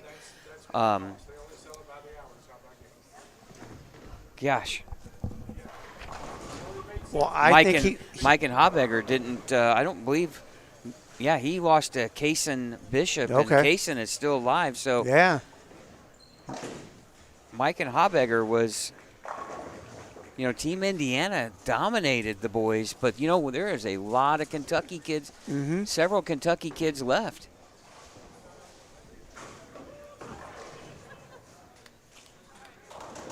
Rocco Gillette still left. Kaysen Bishop still left. I was going to go back and look through the seeds. Oh, yeah, that's something they didn't carry over on the sheet. Well, Kaysen Bishop was the 16th qualifier Oh, wow. for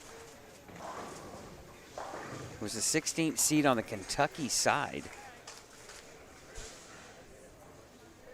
Rocco Gillette, the number 1 seed on the Kentucky side, still alive. But we have Indiana bowlers Braden McPherson, Timothy Zorger, Trey Brown, Dylan Davis, the Kentucky player, still left.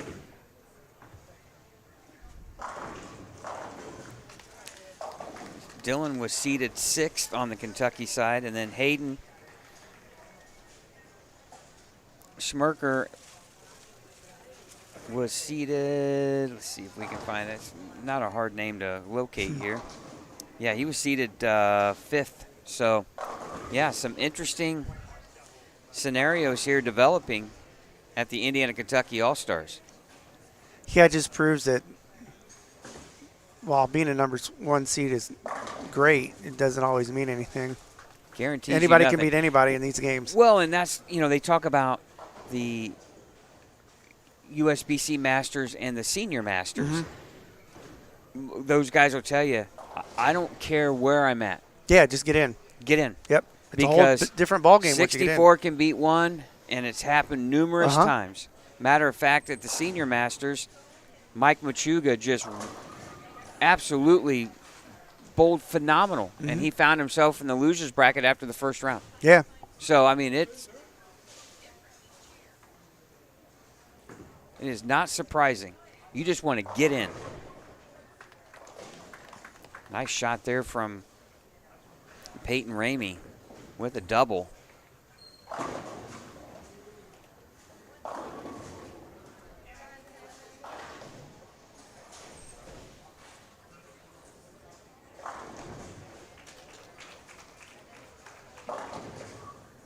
Miss Cutler there with a shot a little high.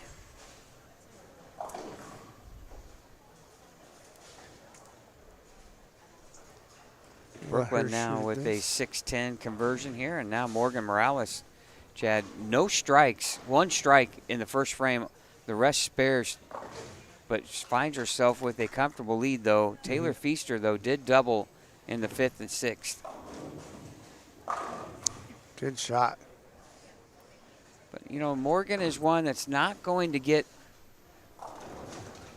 too worked up. No. She's pretty even-keeled. Yeah, it's hard to tell whether she's bowling good or bad.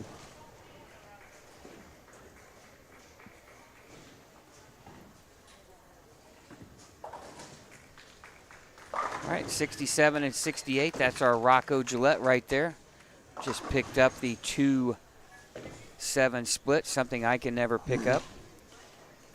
He's taking on William Winninger from Team Indiana. And then 69 and 70, you'll have Braden McPherson, bowler A, taking on Timothy Zorger, bowler B. Here's Timothy. Comes in high, 4-7. First look at Rocco for the day. Number 1 seed on the Kentucky side. 2-hander. Really comes off the side of the ball. Pins flying, and somehow the 7-pin stands.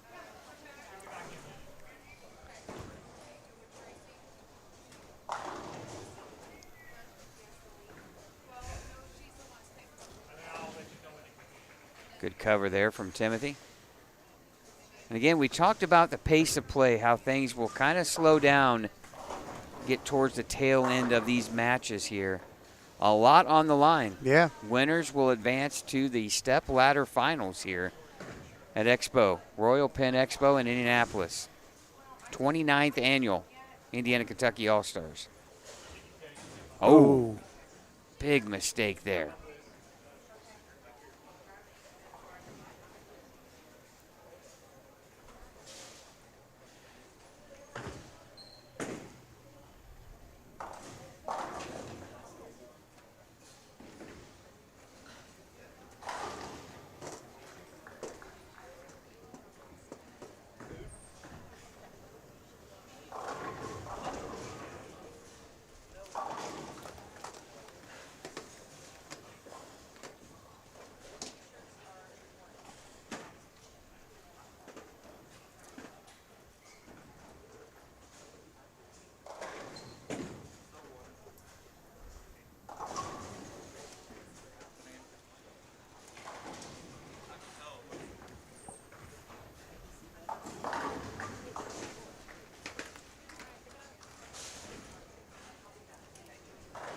Going to have to give Doug Cutler a little bit of a hard time because his daughter, right-handed. Is he left-handed? Yeah, Doug is left-handed. Of course, Doug affiliated with Indiana Tech University.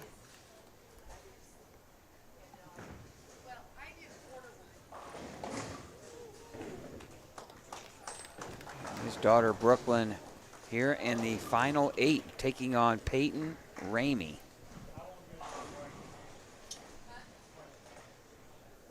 Morgan Morales, Chad, with 3 in a row, 6th, 7th, and 8th frames against Taylor Feaster. Well, sounds like Taylor struck there. Yeah, 132 in the 8th frame. Morgan with a lot of things going her way in this first game. Again, 2-game total pin match.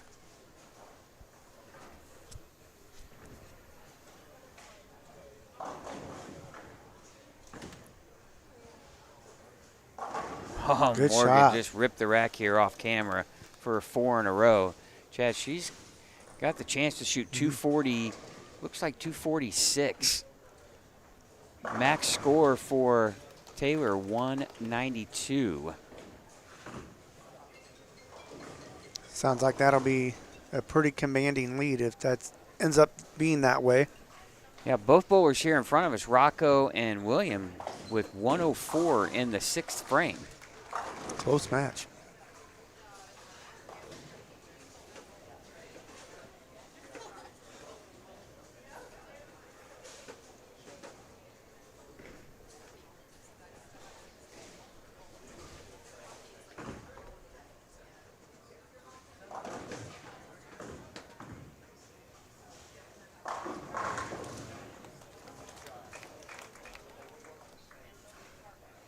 Now Rocco here, spare in the 7th, looking to strike here in the 8th. It's been a struggle. He's only got 1 strike so far this game. Then 1 seed on the Kentucky side. Comes in light. Oof. Fortunate to leave just a 10. That could have been more.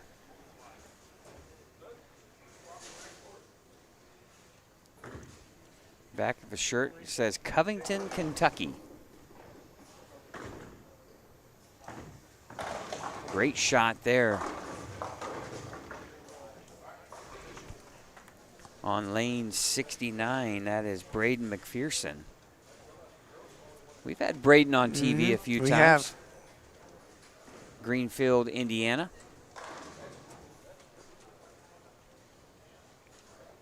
Now Rocco here trying to convert the 10-pin. Uh-oh. That is trouble. Chad, that is 2 single-pin misses for Yeah. Mr. Gillette.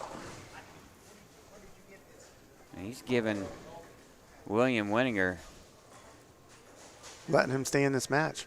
William Winninger, all kinds of opportunities here, stepping up here in the 8th frame, left lane, working on a strike. Greenfield, Indiana kid bowls a strike, and I tell you, Greenfield's got a lot of good bowlers now. Or that, excuse me, Jasper. Yeah, it seems like Jasper has Yeah. a team in the finals of high school Yeah, that's what I meant almost to say. every year. Reed Or they're in Windholt from contention Jasper, somehow, yeah. Todd Dick from Jasper, William here from Jasper. Now, obviously, there's several little schools right around that area from Jasper, Indiana. You know, I wonder if he, there's a couple bowling centers right around there. Paul Lamont Center down in that area. Good job. Nice shot there, back-to-back-to-back strikes. And he has taken full control of this match.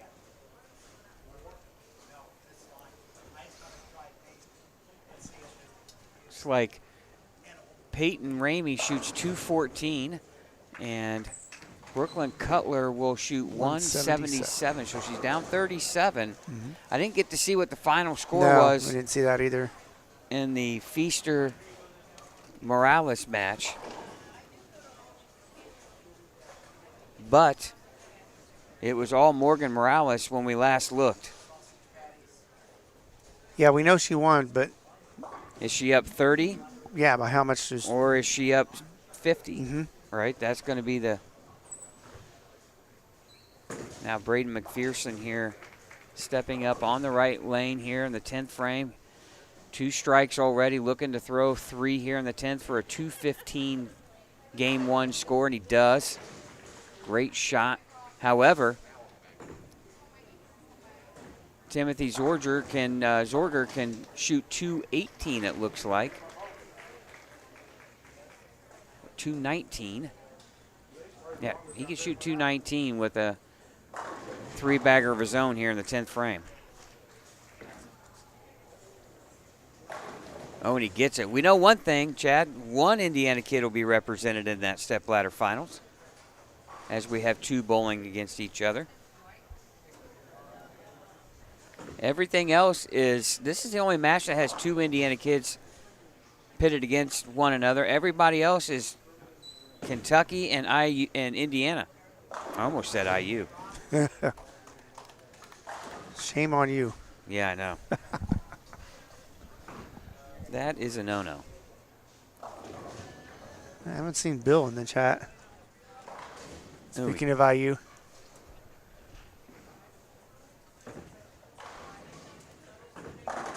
Oh. Morgan struck, but the 9-pin fell late.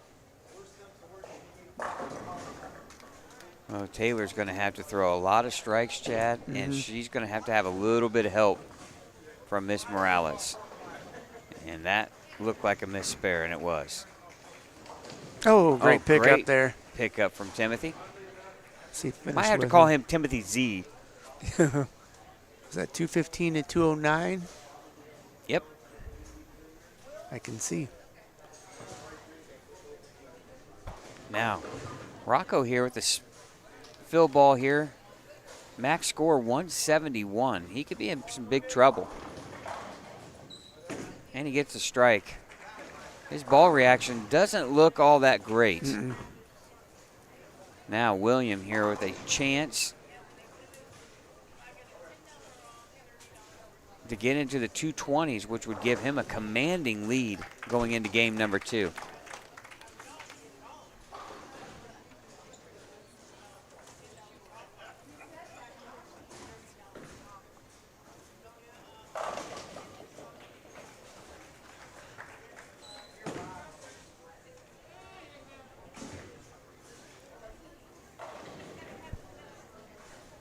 Oh, pins flying. Somehow the 10 stands.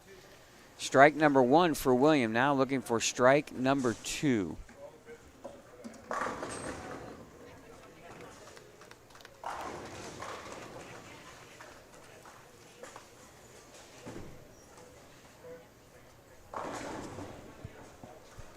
Oh, Braden with the 10-pin miss here.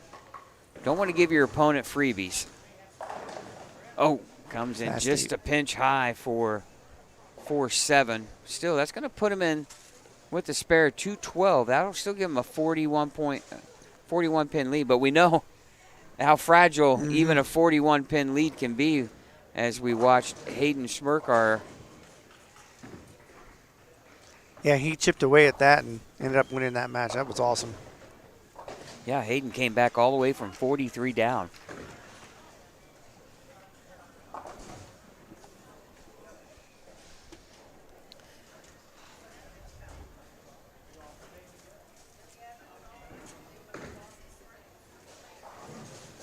Timothy throwing it wide right.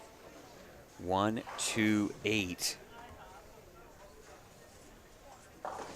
And still a good crowd remaining here. See a lot of the guys, kids that were knocked out, still hanging around the bowling alley. Yeah, watching their teammates bowl. And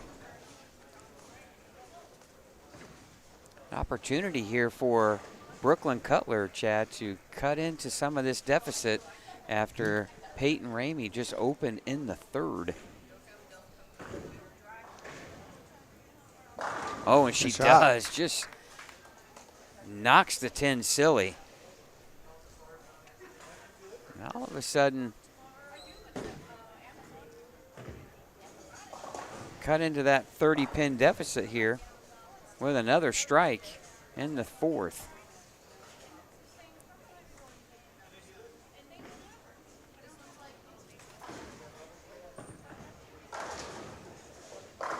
Oh, beautiful shot. Back to back.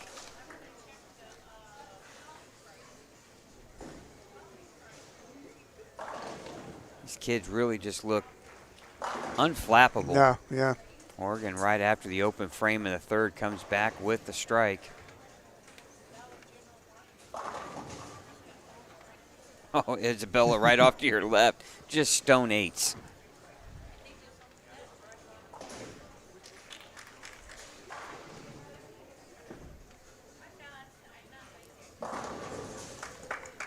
And Peyton comes right back. Boy, a lot of strikes here on the girls' side. There's some exciting. Morgan strikes again.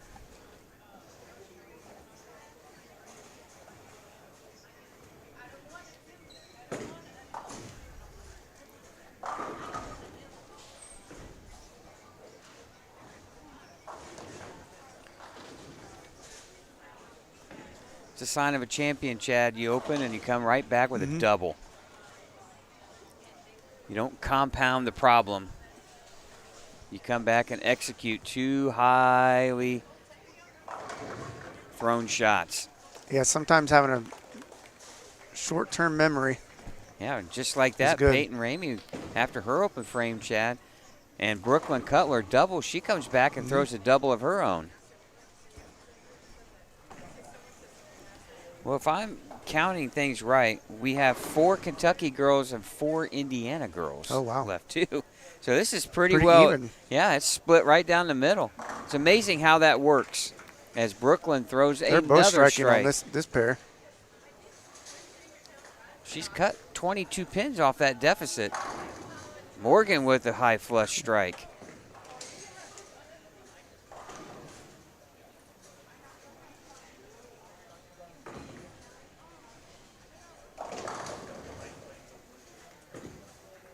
Oh, bad footing. Yeah. Oh, she still struck. Wow.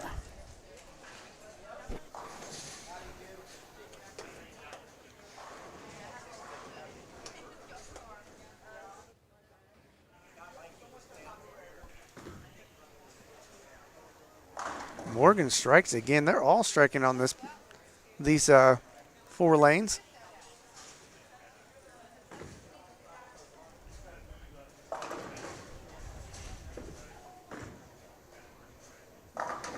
Oh. Peyton with a 7-pin. She's got a 37-pin lead after game 1. But with that strike there in the 6th by Brooklyn Cutler, she cut it down to just a 5 for overall. So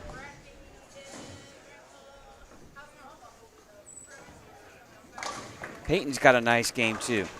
Peyton Ramey. Yeah, she does. She throws it really well. She's got a nice game.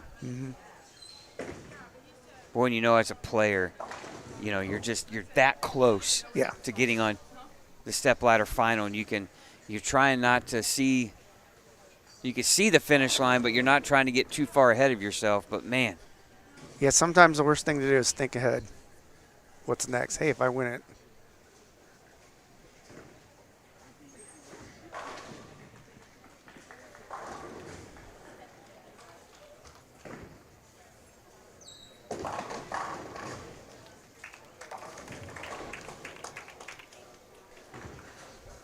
nice strike there from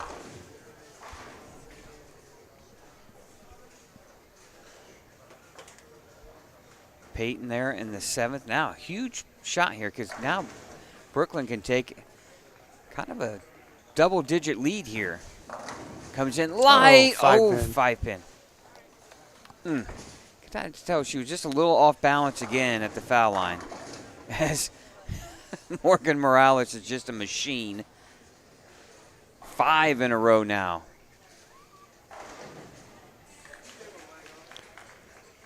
Yeah, she needs to keep striking. I mean, as we said, the seedings, I believe, are determined by their overall scores from this match play.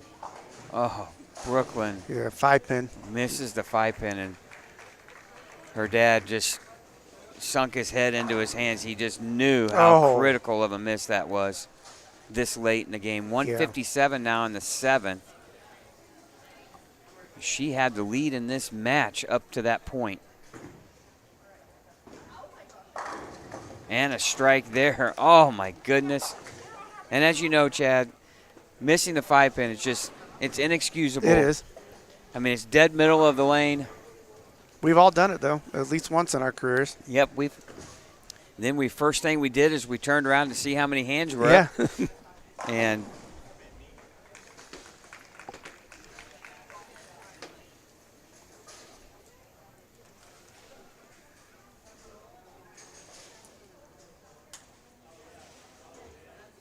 now Peyton with the strike, working in the 7th. Oh, and rips a rack in the 8th.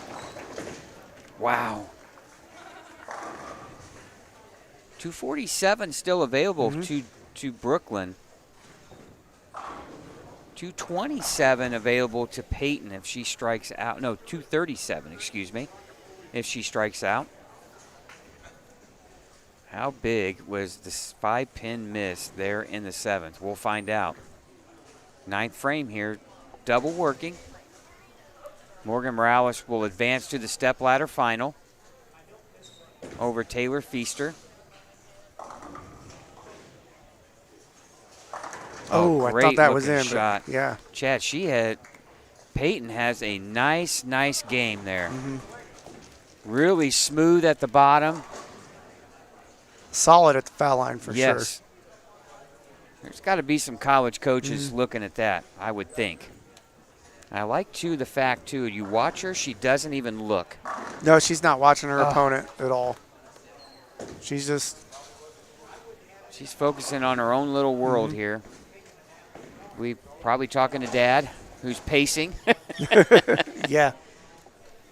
Oh, what a game here from Brooklyn. And, gosh, just the one mistake, and a big one it was.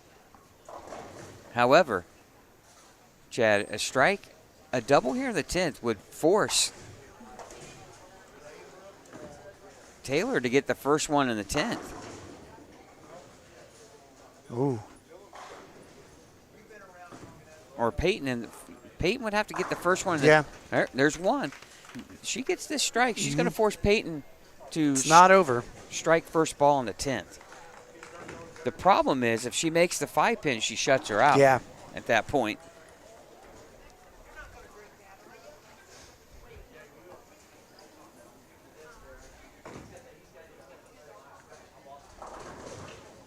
Max score of 247. If she made the 5-pin, she'd be at, what, 258?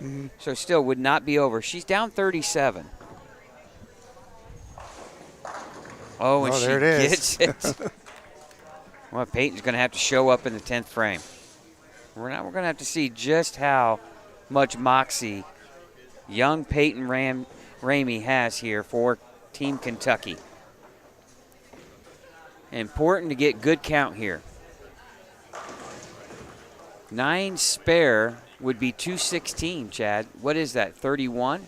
So actually she just needs to get a good count and mark. Ooh, good finish, 247. By my calculations, that is 424.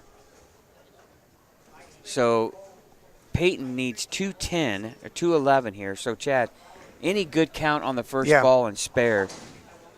Or just strike right here and put it out with one ball. Good count and spare. And Peyton will advance to the stepladder final.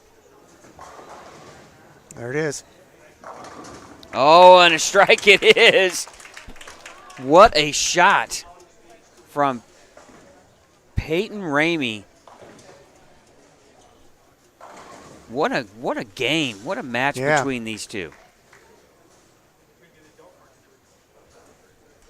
She shoots 237. She'll have 424. What a tough break, too, for Brooklyn there, who bowled a really good game number 2. She's going to look back at game number 1 and figure out what she might have done wrong, as Isabella Jones there off to your left misses the 7-pin. Well, that's a good spot for it because it's over. Yeah. Washout. Peyton with the win. Other matches concluded. Let's see what we have on the guys' side. So Morgan Few frames Morales. left. So Team Kentucky, Chad, with 2 representatives on the girls' side. One of these could be the #1 seed. Don't know what their scores were before, but Oh, William, right as we come here, just misses the 10 pin. 125 in the 7th. So Peyton Ramey will make the stepladder final for Team Kentucky.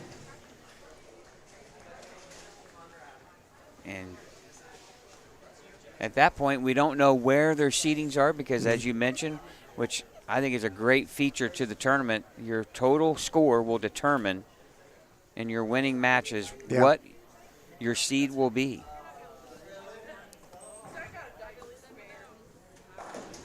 Rocco. Oh, what a break. Trip 6. oh, gutter ball. Well, that doesn't matter. No. Not at all. Looks like Braden McPherson will advance. So Team Indiana will have Braden McPherson in the stepladder final.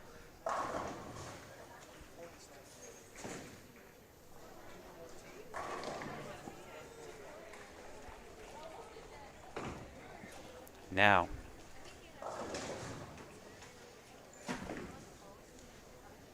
Rocco Gillette. Oh, wow, comes in light. Usually pins just fly off these two-handers and Not that time. leaves a 4-pin, but Rocco's way off the side of the ball. See, that ball gets an extreme amount of length.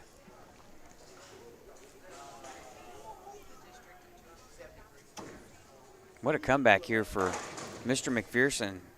Gets the first one to 10. He can shoot 258.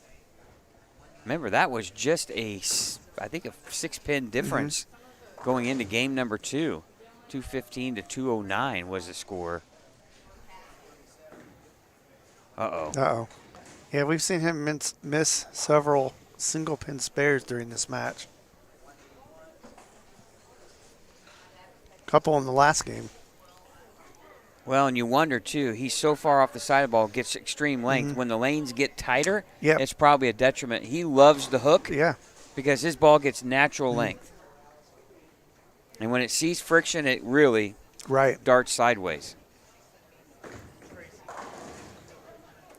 There's William there. Leaves the stone 9, but I think he's in comfortable position here. He needs to just fill frames.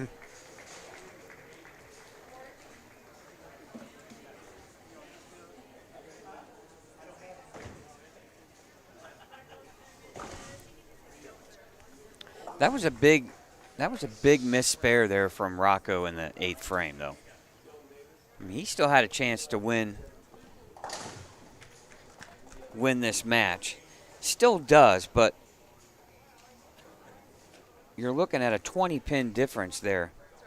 He would have been within probably a dozen pins or so from William, and now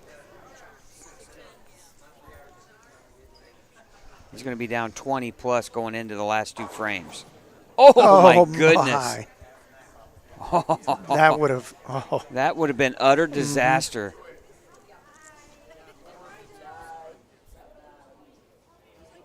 Almost a pocket 8-10.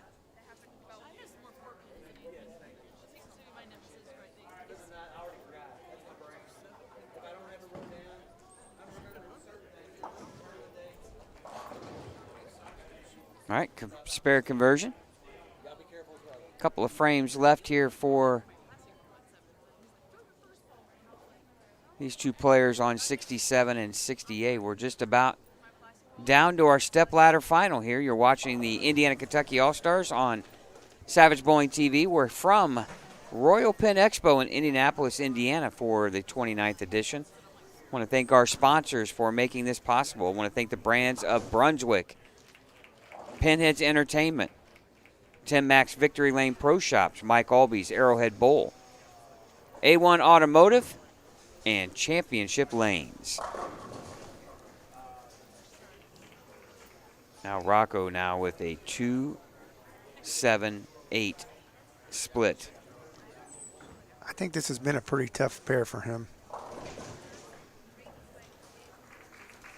which is frustrating from a bowler standpoint when you've been bowling so good and you just run into a bad pair.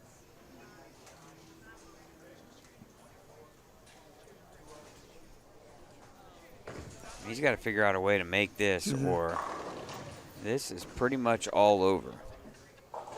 Oh, Oh, good shot. good cover. He's probably thinking, I make that, and then I miss the 4-pin. Yeah. Of course, it looked like he had a little bit of footing issue there on the 4-pin. Yeah.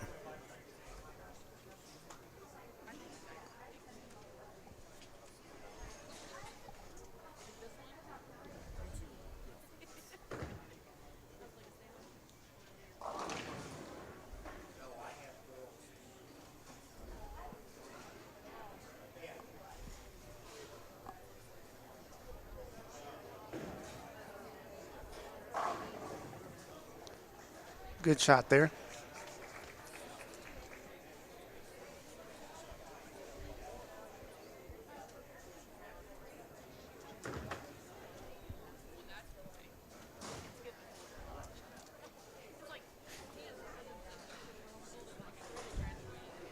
.194 possible score for William Wininger, and 203. I don't think that's going to be enough.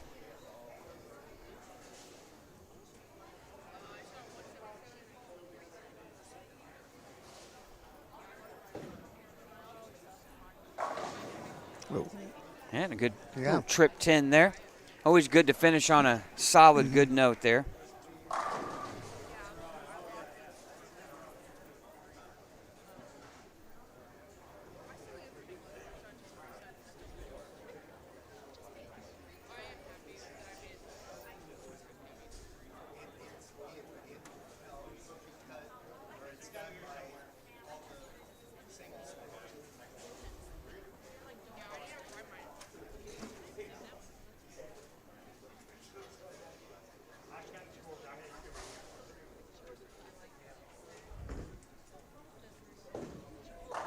Right. Comes in light. 210. Good run for Rocco, though, the number 1 seed on the boys' side for Kentucky. And now we're down to just, what, our final couple of shots. So I think Williams the only one left to bowl, right? Just keep it on the lane. Stay behind the foul line. That's going to be enough. Yeah. All right, that concludes our round of 8. When we come back, we'll have our stepladder finals here for the Indiana-Kentucky All-Stars, the 29th edition. From right here in Royal Penn Expo in Indianapolis, you're watching it exclusively on Savage Bowling TV.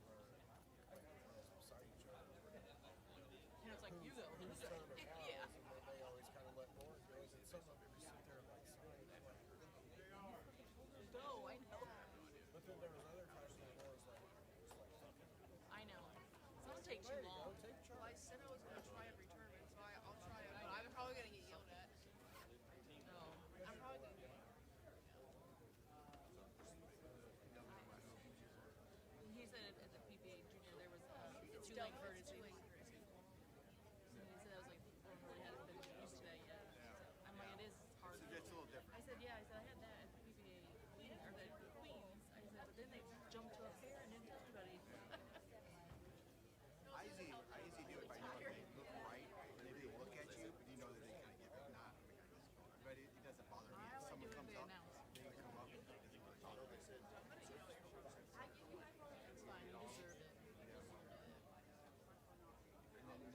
just watch like Mando.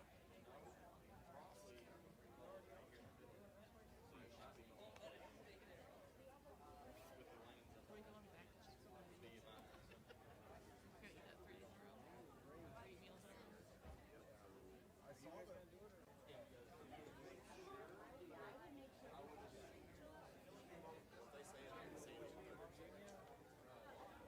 They say so that means they're going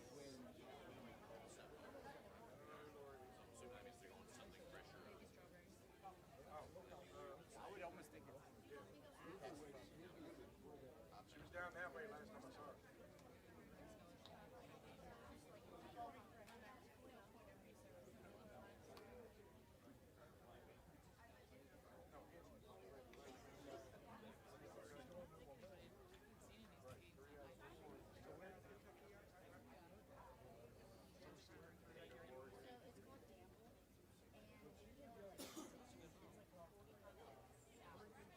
Center College?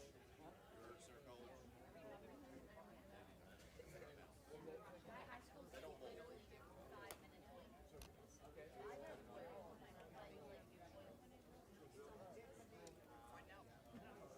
Oil's bigger. Oil's the county. Campbell's the city.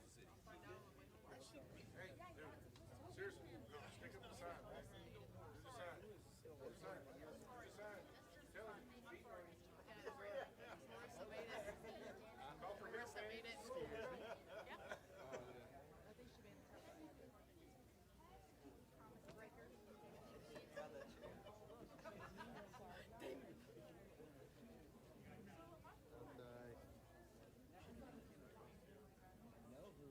Stop here for now.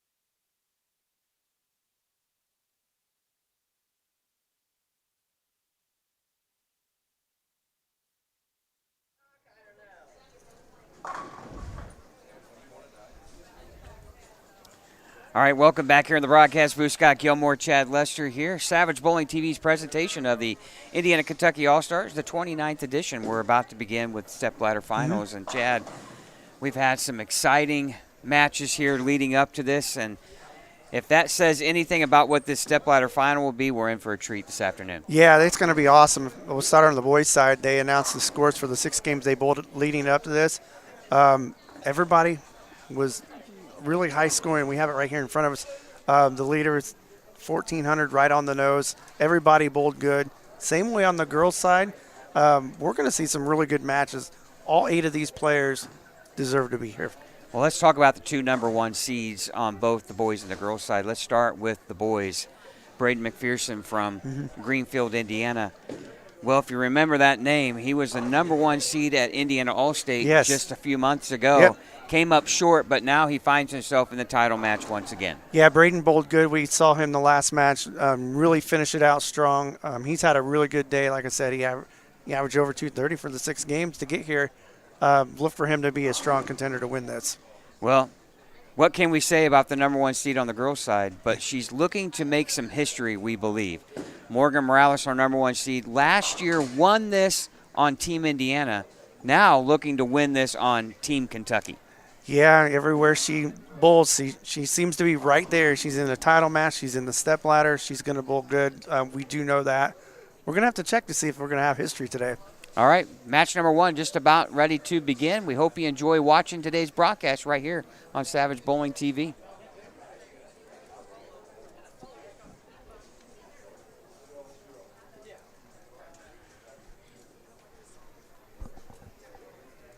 All right, our stepladder finals here on the girls' side. Danica Lyons will take on Isabella Jones. And the winner of that match will take on Peyton Ramey.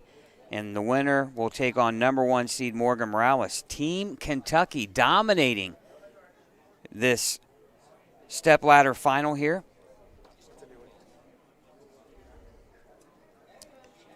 Oh, now we have a little bit fixed here. Now we have a change here. Pardon me. Isabella Jones will take on Peyton Ramey. The winner will take on Danica Lyons. And then the winner of that will take on Morgan Morales. On the boys' side, William Wininger take on Hayden Smirker. Winner of that match will take on number 2 seed Dylan Davis. And the winner of that match will take on Braden McPherson, your number 1 seed. So Team Kentucky dominates the girls' side. It's kind of interesting. If you paid attention to earlier today, the girls on the Kentucky side defeated the girls on the Indiana side by quite a bit. So not a surprise to see 3 Kentucky girls in this stepladder final. And on the boys' side, Team Indiana dominated Team Kentucky. So not a surprise to see 3 Indiana boys taking on Kentucky here in the stepladder final. Looks like the guys are off and running, so I'm not sure. Well, originally on the first sheet, Yeah, the it was handed girls to were me. wrong. I think he said it was, and he handed me another one. Yeah, because I thought Danica Lyons Yeah. bowled a lot better than that. Yeah. They had a score wrong.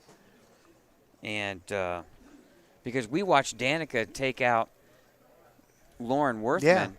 and Danica bowled really well in that match. So I knew something couldn't be right there. But the point is, we got it fixed, and now match number 1 here between William and Hayden for Team Indiana. Yes, underway. I'm not sure what they're waiting on the girls here. Did they practice? Well, I was wondering if, with the stepladder wrong, if the wrong girl was warming up Okay. in practice. Yeah, that's possible. So I don't know if they're going to give her some extra shots. I'm not sure what's going to happen here, but because I'm pretty sure Danica was warming up. Isabella was warmed up, but I don't know if Peyton was warming up.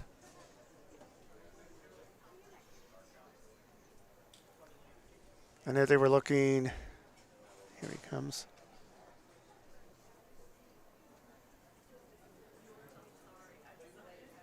Of course, if you're on the guy's side, you don't want to get too far ahead because you're going to have to wait for them to finish before we go into the next game. Well, but how do you begin on the girls' side? Yeah. Great shot there from Hayden. Starts out with spare strike. how do Peyton's got to get whatever minutes of practice. 5 minutes. Yeah. Yeah. So the girls could be delayed by quite a bit, but she's got to get it on that pair. Mm-hmm. So I don't know if they're now what they're doing. They're represented. Oh, here comes Peyton. All right, now William with a double to start his match. So what we're going to have now is we're going to have the girls are going to be 3-4 frames, maybe even more behind. So practice is restarting for 57 and 58 for just Peyton, it sounds like, Well, which is fair. Yeah. But they got to, I mean. But I think you got to let Isabella bowl. Yeah, you got to let her, at least her go down to 51 and 52 if she wants to stay loose for this 5 minutes, because I wouldn't want to sit that long. Yeah, that's probably the proper play is to turn on another pair and let her warm up over there. Yeah, 51 and 52 is the practice pair, so. Well, let's pay attention here to the guys' match going on here as the girls get sorted out. William with a solid 10 pin here in frame 3. Again, we're talking about history today. Yeah, potentially for Morgan Morales, but let's not lose track of what is at stake for Braden McPherson too. Oh, for sure. What a run he's been on. Oh here. yeah, he's bowled good so far in 2026. Starting with the high school season. Well, he bowls out of Strike Force lanes in Greenfield, and good friends of ours. Yeah. Zach Weidman and Luke Mathis there with Top Score Bowling Pro Shop. Those guys are just coming back from Reno. Want to wish Luke Mathis well. Found out that I saw that Luke came home with pneumonia and a left ear infection. And if he flew home with that, that was probably not a fun flight. Oh, my goodness, no. Well, I flew home from spring break with a little bit of sinus, and my ear clogged for 3 months. Yeah. Couldn't hear hardly at all out of it. Boy, I can't imagine Luke had a fun flight home there. Well, they're going to let Isabella continue to warm up. I think that's the right thing to do. Yeah, you can't let her sit and get cold.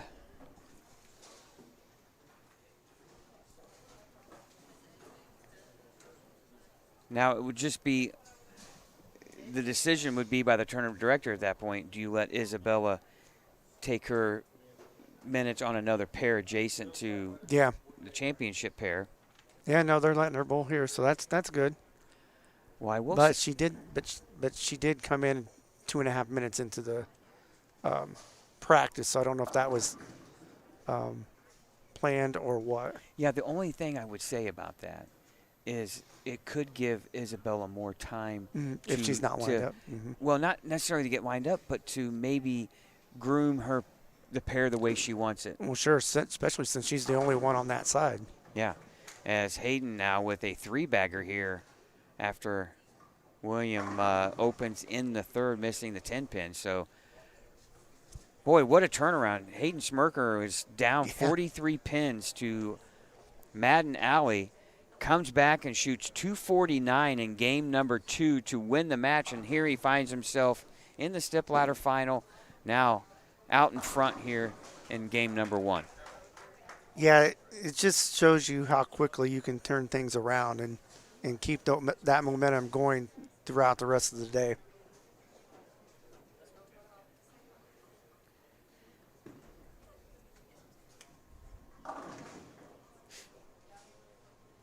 Well, and as a tournament director, that's the last thing you want to have is a scoring issue right before. And it happens. Oh, yeah. The Nobody's important perfect. part is you get it rectified before everything starts, and we're all good. Yeah, at least they got it taken care of before the match started. Ooh, William now with a 2-4-10 split. Now the difference now, Chad, just single game. Yeah. 2 games Win out the window and win or go home. All right. Isabella or Peyton Ramey should have lane choice. She's the higher seed. She's the 3 seed. And an open frame again for William here.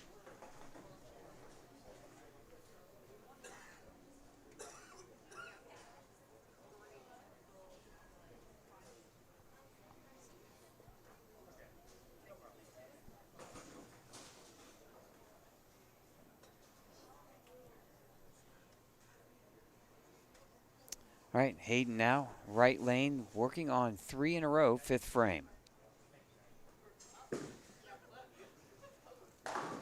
Oh. Just a pinch high 4-pin. Now, Isabella Jones, girls match now underway. Comes in high 2-4.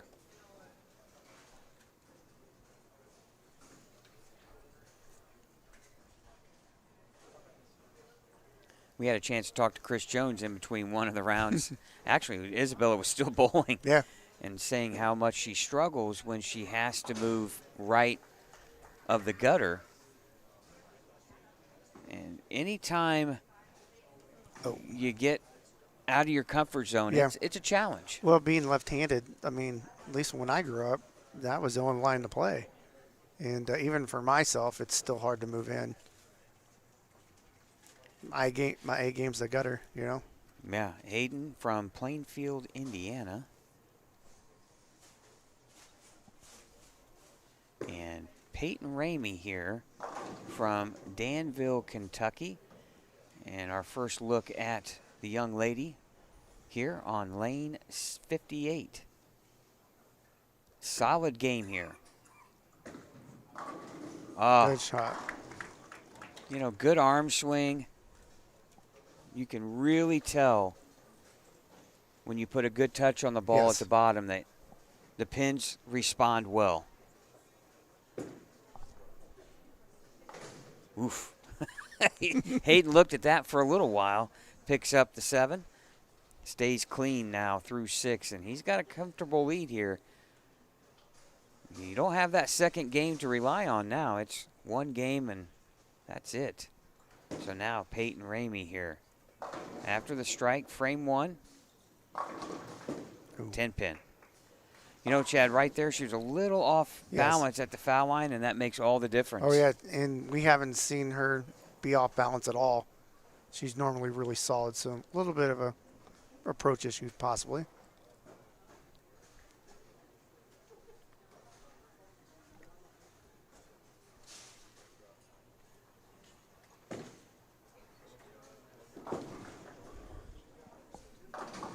All right, spare conversion for Peyton and another open frame. Chad for William, and he's in big trouble. Yes, he is.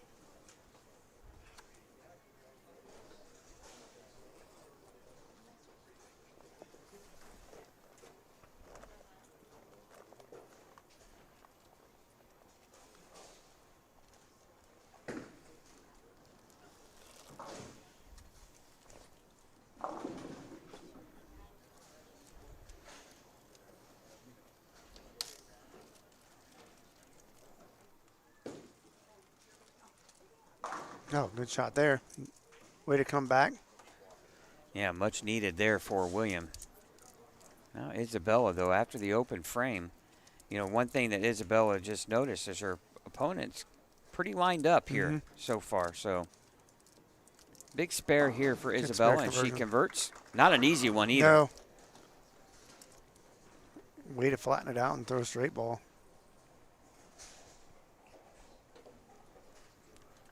Interesting, Chris said that she's not the only left-hander in the family. His youngest is a lefty as well. Yeah. Chris, a talented right-handed bowler in his own right, as Hayden comes in light with 2-8. Now Isabella looking to find the pocket. Oh, and Good she does. Nice shot there from Isabella. Trips out the 7.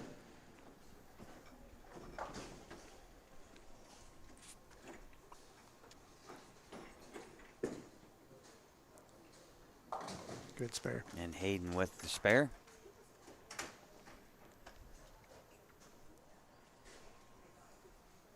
He's got a 46-pin lead here, Chad, over William Winninger. And William does have a strike in the 7th. He's going to be forced to keep striking. Oh, Ooh, great nice shot shot there from Peyton.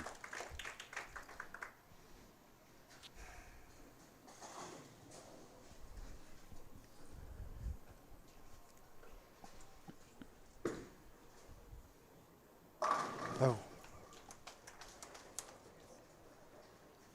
Yeah, I wonder what move Hayden kind of made. You know, when he came back through that big game, he's been lined up ever since.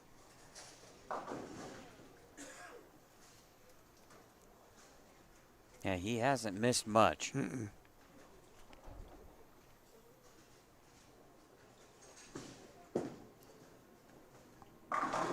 Good shot. Oh, great shot by both players there.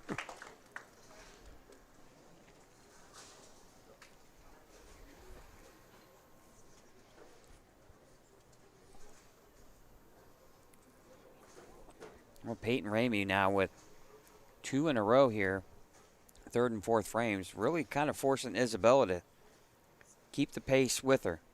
Big shot here already in the 4th frame. Oh, solid 7. Great pitch there Yeah, from good shot. Isabella.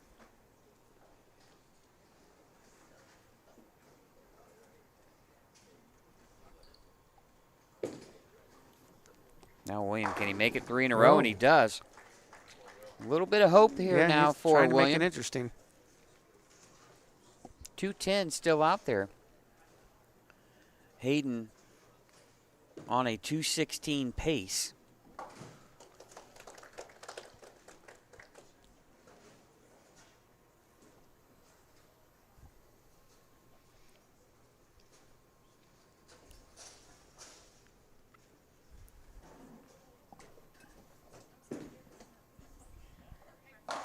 Oh, great Good shot shot. there.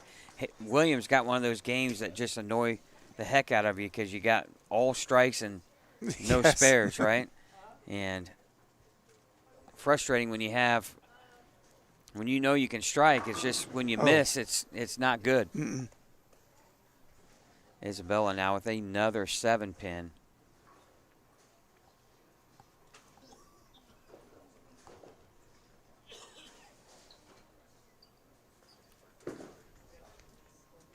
Now can Hayden make it 3 in a row? Wow. And he does. That's pretty much going to wrap Yes. up the match for him. And Hayden will go on to bowl number 2 seed on the boys' side, Dylan Davis.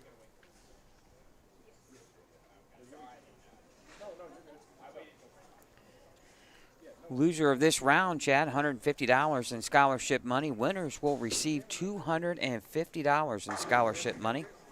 Nice game here from Hayden. He's going to shoot in the 240s.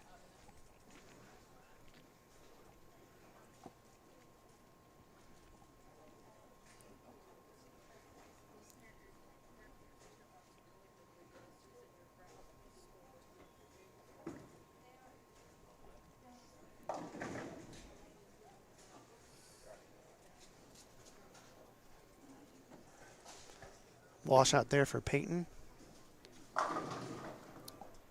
Oh, 246 final score for Hayden Schmerker.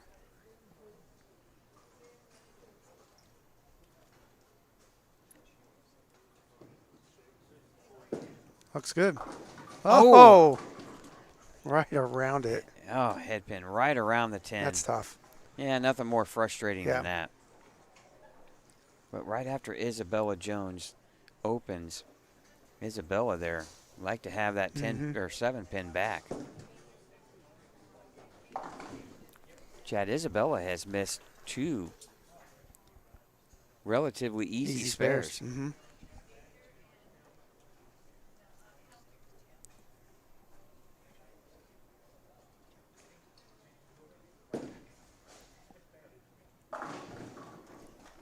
.187 final score. Ooh. She almost got that to roll back. With all of Isabella's struggles, Chad, she's only down 18 here after 5 frames.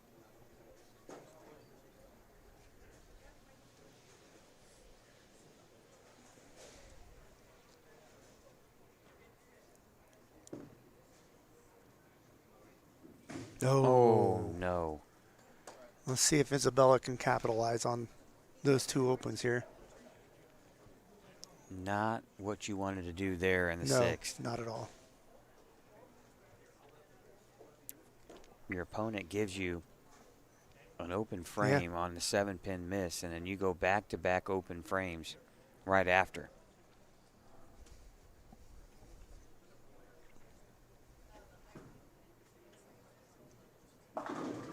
Oh. Just a pinch high 6-pin. All right, first thing now, you just got to settle down and convert the spare.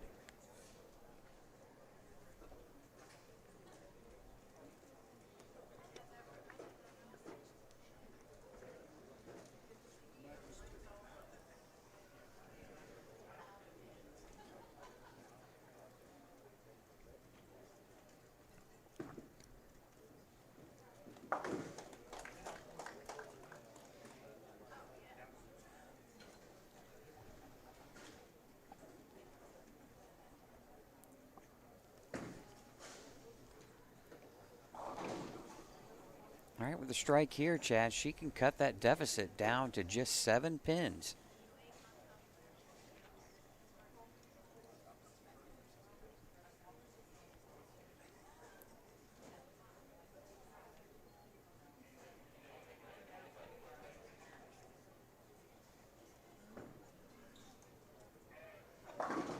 Oh. Almost Thought the it might exact roll same. it. Yeah. Exact same hit. Another 6-pin for Isabella. And you know you're just so close to being just perfect in the pocket.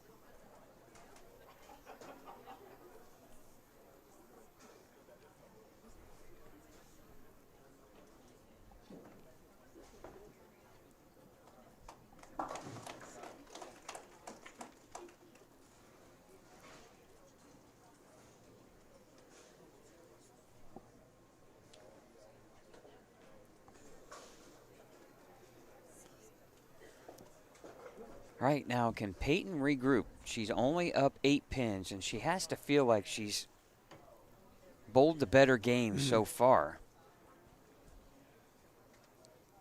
Just coming off a 3-pin, single-pin miss. Looks much better. Oh, and the 10. The 6 knocks the 10 out for a strike. Now we go into the 8th frame, and you know, she's battled some adversity early on and has been able to throw string strikes after open frames. Can she do it here?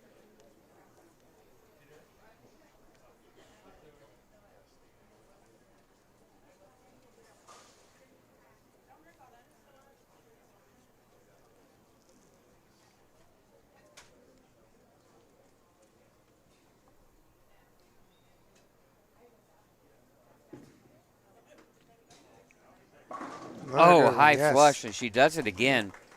That one looked like it was just a little bit farther in than our last shot, but it held.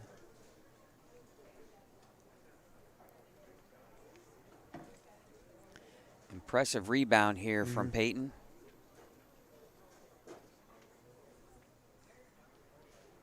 Now Isabella. She needs to strike right here in the 8th. Oh, that's right of target. Get it, Brooklyn. Oh, okay. She gets a huge break going, Brooklyn.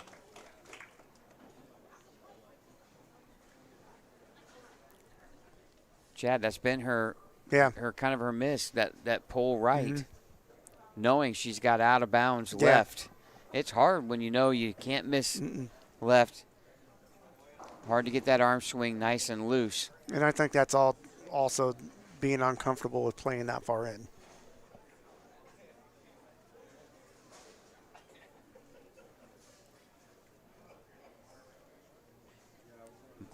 Well, she can cut. Take a 2-pin lead here with the strike. Oh, she does. High flush. 4 knocks the 7 out.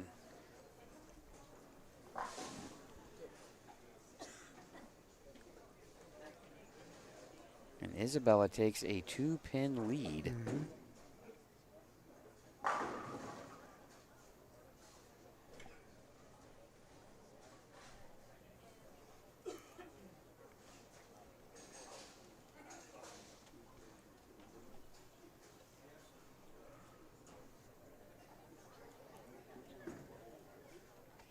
Can Peyton keep it going? Oh, light mixer. Head pin takes out the 7. back to an 18-pin lead now for Peyton Ramey. Chad, and a strike here could pretty much lock it up. Yeah. The girl who didn't even know she was bowling in the first match, right? Didn't practice, realized there was a scoring error. She comes in, gets 5 more minutes to warm up, and here she is like nothing happened. Looks There good it off is. her hand. Oh. 7 or 10 pin. Not over yet. Nope. Now, Isabella does have a chance here. Spare strike 202, Chad. Isabella can still shoot 205. Yeah, she's going to have to strike out, or at least double in good count. Important thing here, good cover. Mhm. You know, and I know as a player, first thing she thought of when she left that 10 pin was that missed Yeah. was that missed 3 pin in frame number 6. Good move here by the tournament directors just to let the boys sit and wait. Sure. Let them finish at the same time as we go into the future matches.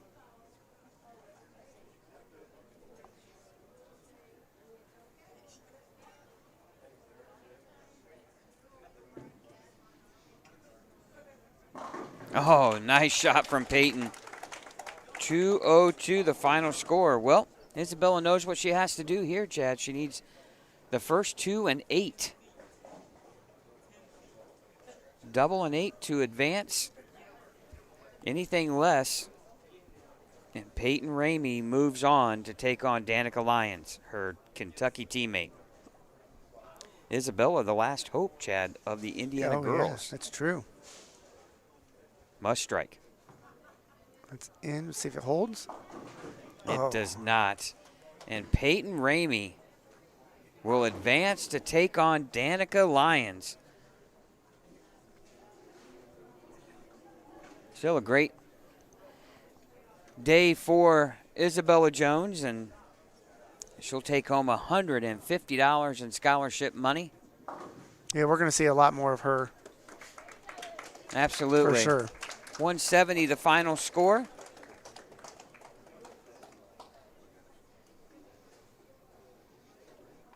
All right, when we come back, we'll have semifinal matches here on both the boys and girls side. You're watching the Indiana-Kentucky All-Stars on Savage Bowling TV.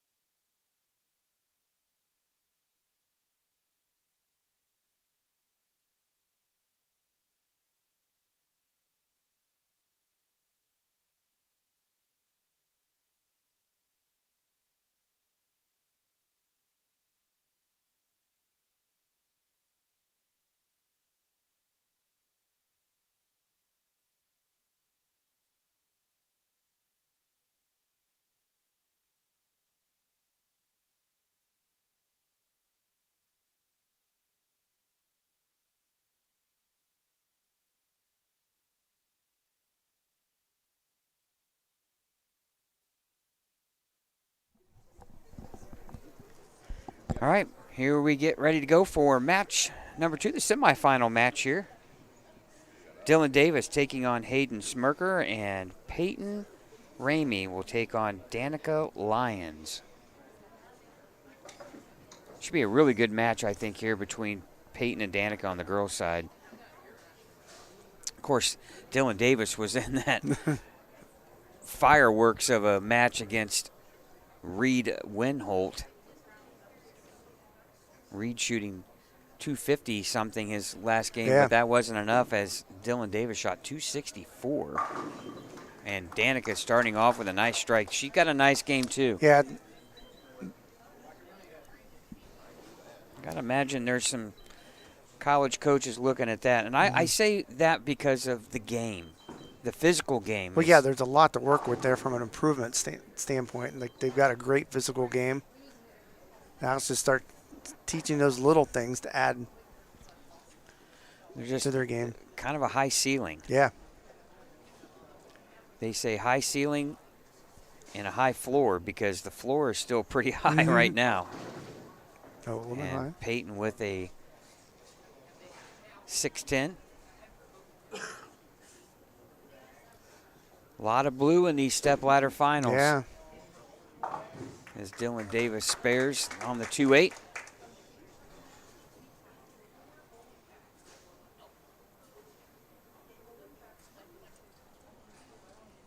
Winner will take on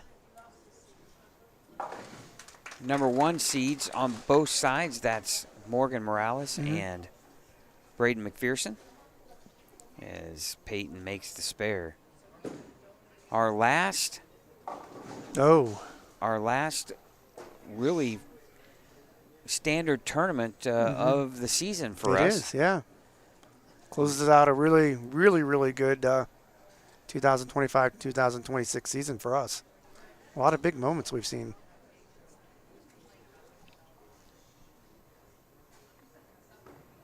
Now Peyton, high flush strike.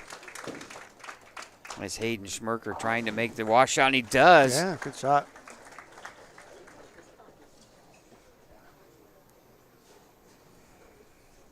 Yeah, the next time you'll be at the Indiana State USBC Hall of Fame banquet next weekend. And then we'll be kind of on a hiatus for a few months. About 3 to be exact. As Danica comes in high, leaving the 310.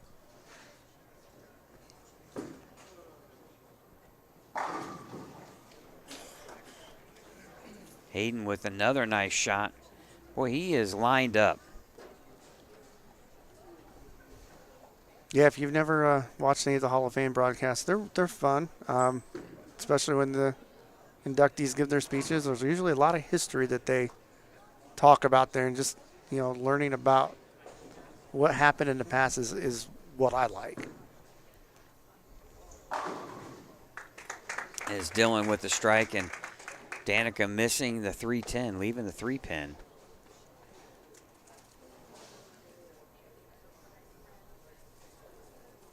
Still a good crowd here, Chad, watching this stepladder final here from Royal Pen Expo in Indianapolis on the south end. As Danica comes in like, all right, get out of there, 7. It does. Leaving just the 5-pin. Good break. A lot going on in bowling in Indianapolis this weekend. You have not only the Indiana-Kentucky All-Stars here from Royal Pen Woodland, but you also have the U.S. Women's Open from Royal Pen Woodland. Third round of qualifying, including tonight. They start match play. Well, Cashers round tomorrow, and then match play tomorrow night. As Danica makes the 5-pin. Yeah, a lot of talk about the lane pattern for today's squad. Or I should say today's round for the U.S. Women's Open. And obviously, you know, Nick likes to throw out some different. Very innovative. Yeah. Let's leave it at that. And it's proving to be very difficult for the ladies here over at Woodland. 58 foot. Oh, nice shot there from Peyton. Very interesting to see that.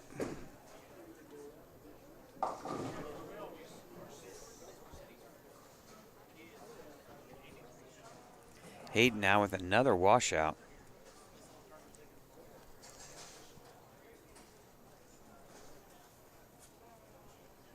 Now Peyton working on a double here. Can take a big lead here early over Danica Lyons. Oh, just a pinch high 4-pin. She's been getting the ball to sit right in there as Hayden takes out just the 2, leaving the 110. Well, I would assume this will be about the time of the match where we might start seeing some transition for the bowlers.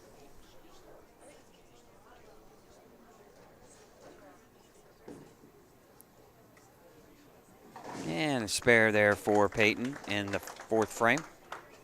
Now Dylan Davis here, Chad, can take a big lead here in his match. And, you know, every time a player's opponent has opened, some of these players have not been able to take advantage of it. Right.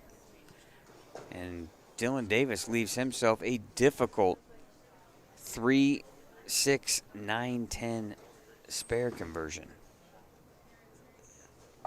And the players on tour will tell you this is the toughest spare on tour.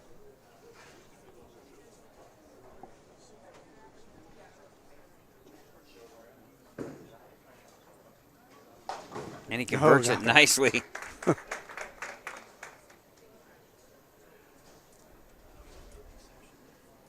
Yeah, that's a tough one because he picked it up the way he did, but that's not. It never, happens the same way. You might chop it, you might get it. Another open frame for Danica.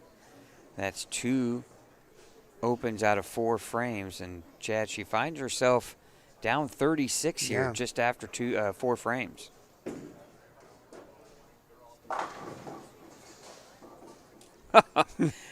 Thought he was going to get the little back roll there and leaves just the head pin. You know how hard that is to do? Yeah. Is it a true tap?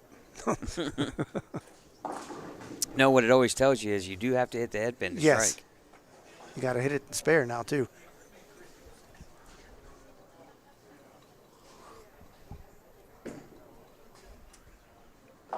And he converts it there. 85 in the 4th frame.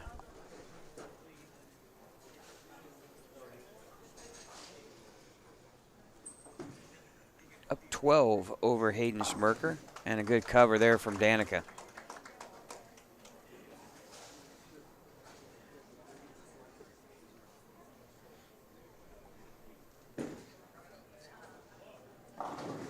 Comes in light, 2, 4, 5. No, that's 2, 4, 8. Excuse me. Yes. We're kind of off back to an angle here, so I can't even see the pins from where I'm sitting. Yeah, I've got a little bit of a window between 2 heads. I can kind of see what's going on over there. Nice shot there from Peyton. And a good cover from Hayden. Using 57, 58, 59, and 60 for the TV pairs here. Girls bowling on 57 and 58, boys on 59 and 60. Peyton now with a 26-pin lead over Danica Lyons. She can make it 46, or 46, excuse me, with a strike here in the 6th frame.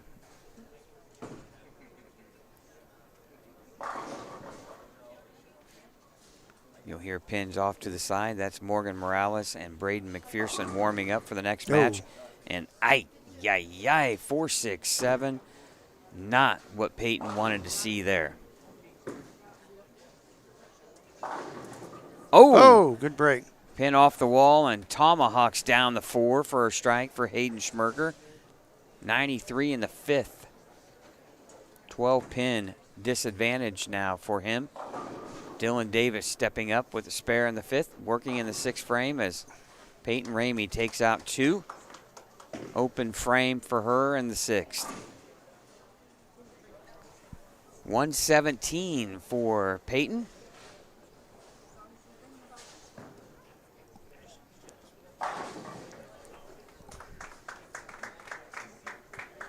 Nice strike for Dylan. Now, can Danica take advantage of the mistake here by Peyton? 6th frame, spare working. She comes in high. Both players having a little bit of difficulty finding the pocket here. We know one thing, there's not a lot of hold, not a lot of what they would say shim. Yeah, not on this pattern. Oh, Dylan with a 10 pin.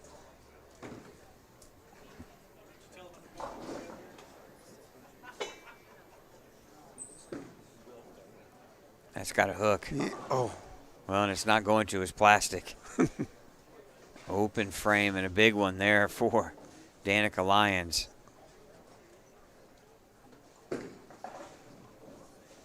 Remember what we said about players taking advantage of opportunities, and right there was another one for Danica. Had an opportunity there to cut into that lead and of Peyton's, and she opens in the 6th frame too, and now here we are, 7th frame already. Oh, there we go. Solid strike there for Danica.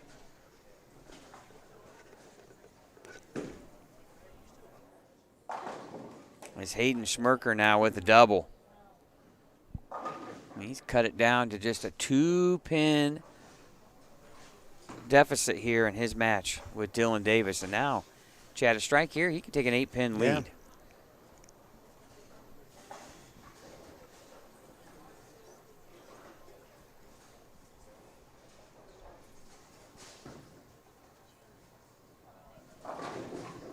Oh, and it goes down. Got the 5-pin to fall that time. Strike for Peyton. Oh, and another strike for Hayden, and he takes an 8-pin lead here now. Now Dylan stepping up here in the 8th frame, but before that, speaking of Black Widow Dynasty, that's exactly what Peyton Ramey is throwing here. She's thrown it all day long.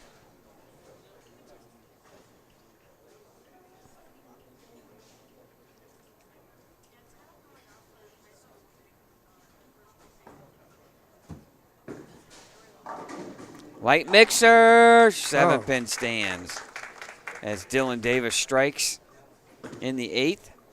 235 max score for Dylan Davis. Hayden Schmerker, though, in control. He's got 243 out there, max, so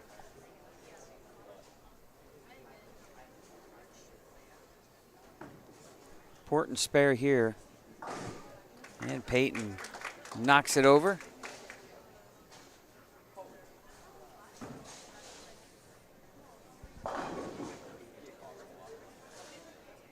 Now Dylan Davis.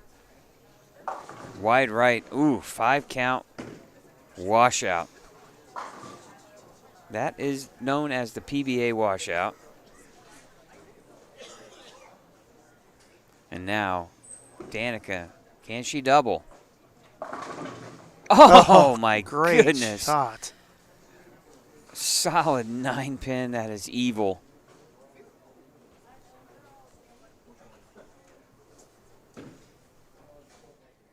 Oh, she needed it. Executed a great shot. Did not get rewarded whatsoever. And now finds herself in big trouble against Peyton Ramey. Now Dylan Davis, can he convert the washout? No. In big trouble. Hayden now with a commanding lead in this match.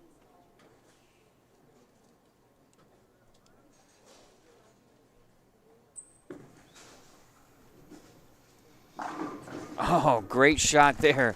What a terrible break for Danica Lyons. Could be staring at a three-bagger and right back in the match. And the stone 9-pin.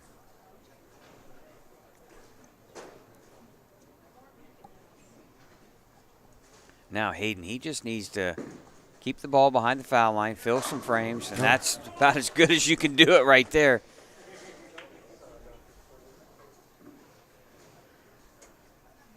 Looks like we could be looking at a Plainfield versus Greenfield final here on the Indiana side for the boys. As Peyton Ramey comes in light, leaving just the 2-pin. Max score of 179 for Danica Lyons. And Peyton right here now, Chad, just needs to fill frames and she'll be on her way to the final. As Hayden leaves a 10-pin, but that's going to be enough for the young man from Plainfield, Indiana. He'll move on to the title match to take on fellow Indiana bowler Braden McPherson.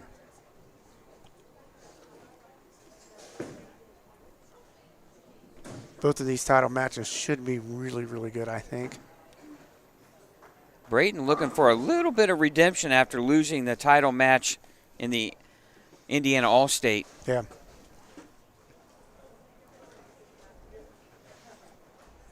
Just a few months ago.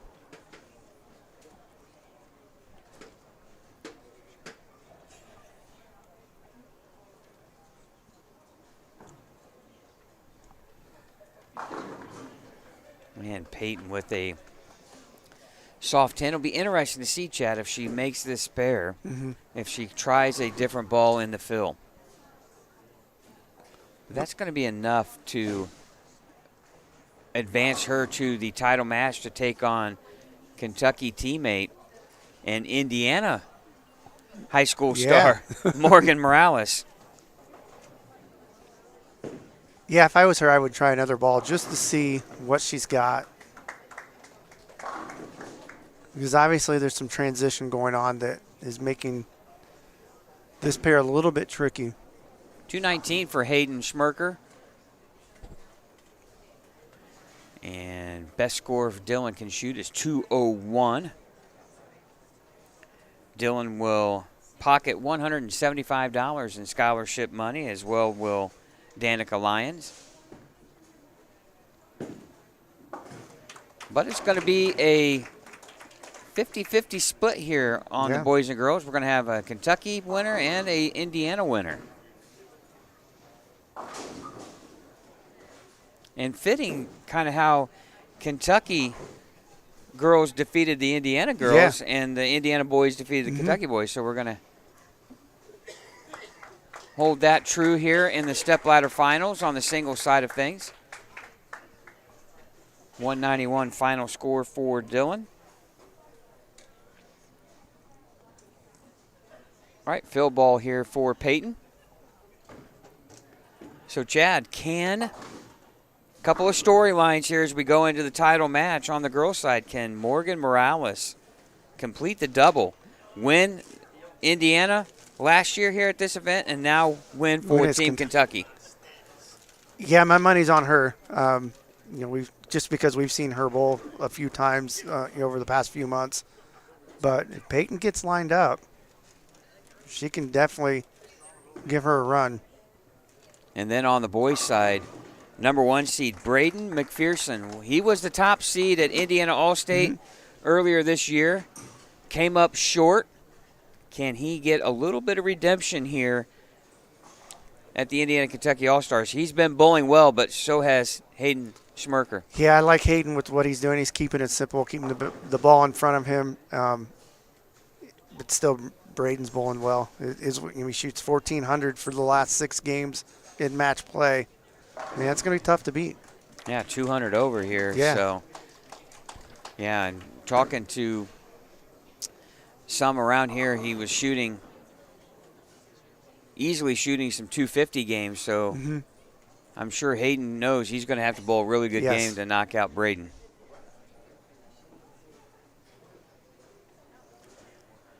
All right, Danica wrapping up her final shot. Boy, how big was a 9-pin in the 8th frame for this young lady? That's 21 pins, Chad. That's 200. Yeah, that's something she'll think about. Man, if I could have just carried that. All right, Peyton advances 191 to 179 over Danica Lyons. When we come back, title matches here from the Indiana Kentucky All-Stars. You're watching it on Savage Bowling TV.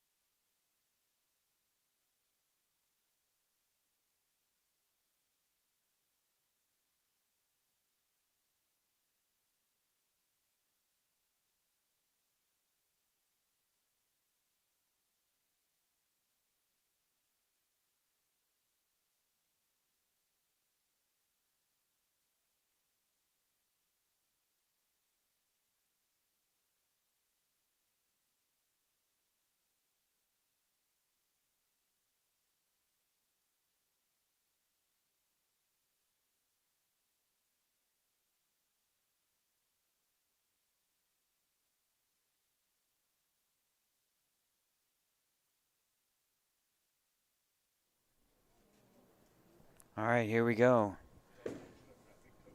Title match. Braden McPherson starts off like he's done all day long with a strike. He has averaged over 230 a game to get the number 1 seed, and now here's Morgan Morales. Ooh, she comes in light with the bucket.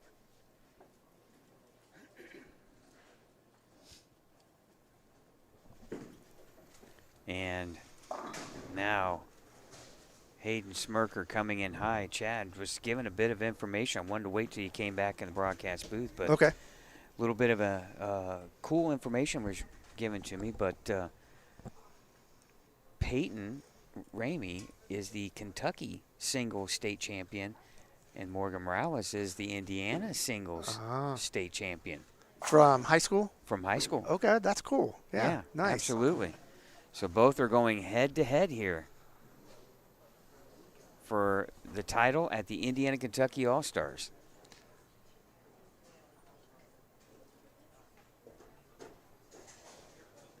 Morgan misses the bucket, starts out with an open frame. And Hayden Smirker missed the spare as well in the first frame, and he started with an open frame. Now, the 3 seed here, the high school Kentucky single state champion, starts off with a strike. You know, we talked about the experience of Morgan, but finding that information about Peyton, she's got the experience as well. Mm-hmm.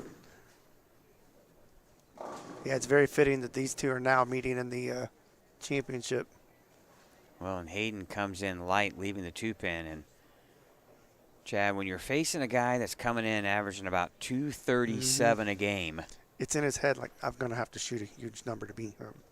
Even make you may not have to, but it's automatically planted in your head because of what you know.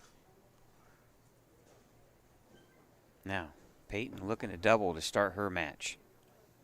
Oh, two shot. wonderful shots by Peyton Ramey.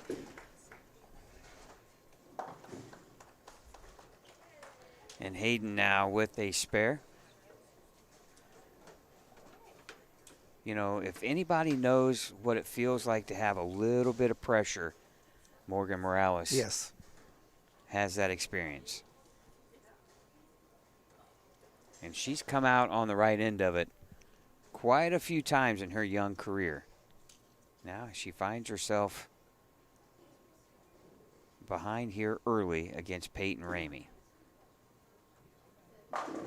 Oh, flat 10. Chad, she's playing pretty straight. Yeah, pretty straight and in. There is a little bit of a strip of oil in that middle part of the lane, and I'm wondering if they're just trying to play off that. I want to tell us, our viewers out there, a little bit about the pattern. You had a chance to look at it. It's the PBA Junior Tacket pattern. It's 44 foot long, 6-to-1 ratio, not 26 mils.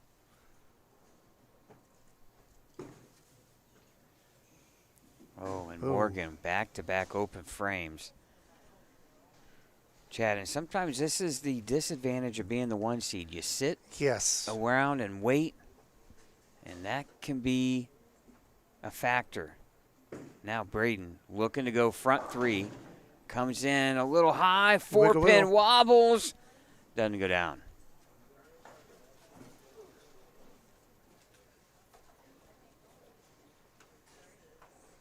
See what adjustments here Morgan makes.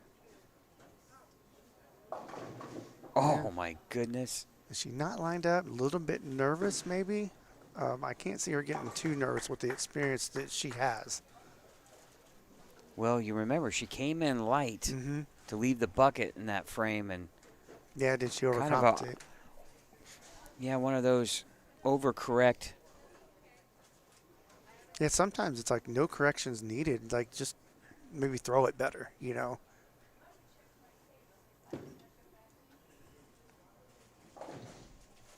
Well, 3 open frames in a row. And, boy, you talk about loosening the arm swing if you're Peyton Ramey. Oh, yeah. As Hayden Smirker strikes in the 3rd. Down 20 pins early here to Braden McPherson.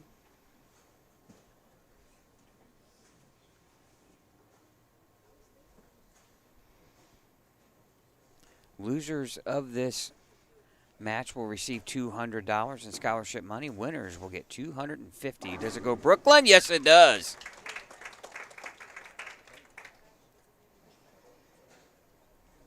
You couldn't script a better start for Peyton Ramey.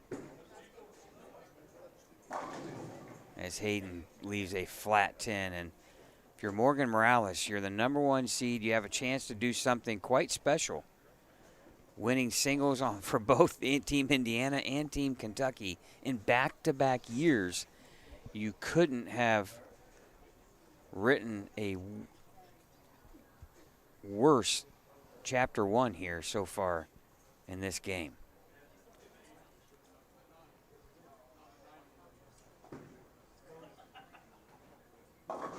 That comes in a pinch high. Pin comes across. Nope. Not quite. 6-10. Definitely looks like the left lane hooks a little bit more than the right lane. Yes. For the girls. As Hayden spares in the 4th. First year ever that the winners are going to receive Eagles here for their win. I went down and took a look at them. They're nice trophies. Well, the scholarship money's great, but that spins and goes away. The Eagle remains forever. Yes.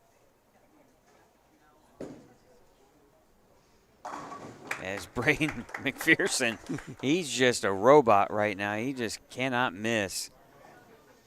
3 strikes out of the first 4 frames. And you know, good shot, good adjustment. You know, when I first started bowling a lot of these events many years ago, you know, it was all about how much money did I win. And then I quickly realized that, you know what? I win this, and 10 years later, that money is long gone. But the trophy is the big deal. And for these bowlers, it's scholarship money, and I mean, it's going to go to the education, right, or pizza money, depending on our use. But do they have books anymore now at universities? Well, yeah, some do, yes, but some are online. But you still might, in some classes, you might have to pay for them. Before we get too far along, I want to thank our sponsors: Brands of Brunswick, Mike Alby's Arrowhead Bowl, A1 Automotive, Championship Lanes, Tim Mack's Victory Lane Pro Shops, and Pinheads Entertainment. As Morgan Morales, the true tough competitor she is, comes back. Important double. And doubles in the 4th and 5th frame just to let Peyton know that, hey, I'm still here. As Hayden Schmerker now strikes in the 5th. Big shot here for Hayden, too, as Braden McPherson has gone double, spare double to begin his game. He's just trying to hang around, and hopefully, you know, Braden makes a mistake at this point. He's down 30 already. That's inside a target. Fortunate to leave just the 3-6.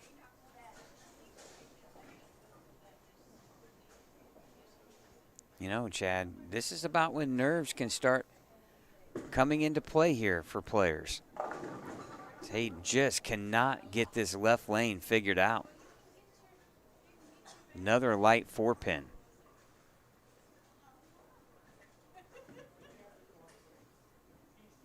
Good cover for Peyton. And how much do the high rev players kind of hurt Hayden a little bit, because he's a little bit lower, you know, he's not two-handed. Does that eventually catch up to him and turn into a negative? Well, you're right, where the two-handers can just move left. Yeah. He can't move that far left. Mm-mm. You just can't get in and play the part of the lane you feel like you need to play. Exactly. And now spares in the 6th frame.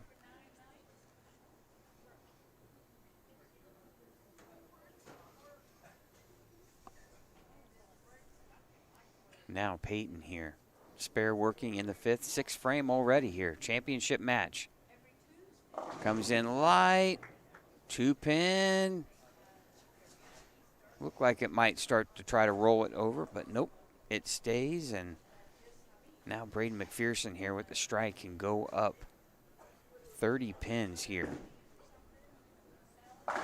Oh, he is just blistering the pocket.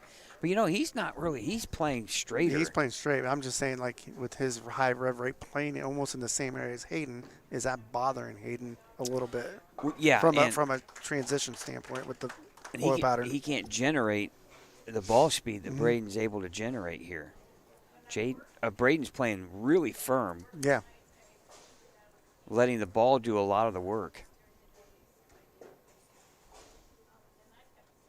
Now Morgan Morales finds herself still alive here going into the 6th frame. Oh my wow. goodness, stone 9. Even a wry little smile from Braden McPherson there. Well, he had a chance to really do some damage. That's going to hook. Morgan, can she roll it? No. Not quite.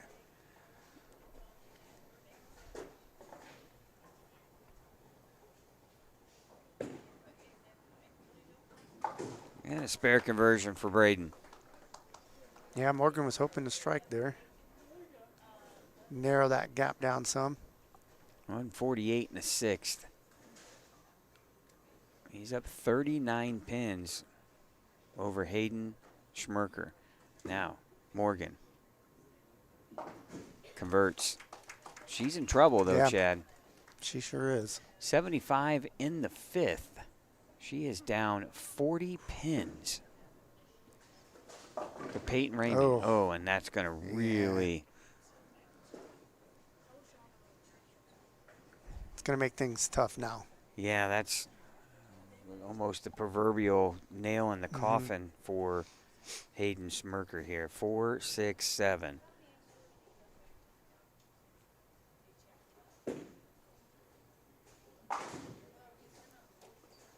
Yeah, not much you can do there. You're hoping to bounce something out, but we haven't really seen any pins bounce out. No, not too much here. at all. I've seen a couple, but not a lot. Well, Morgan needs to get on the strike train A here. little bit better. Oh, just never hooked. Yeah, 2, 8, 10.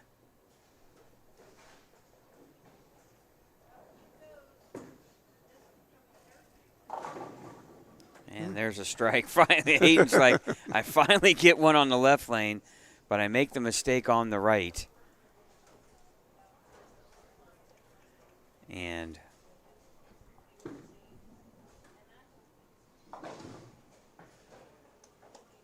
Morgan takes out the 2-8, but boy, she is in big, big trouble here. Peyton can pretty much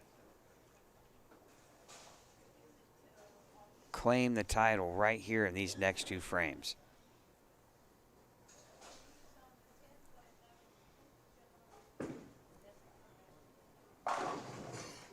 And a strike there from Braden. Boy, Chad, he has been so solid today.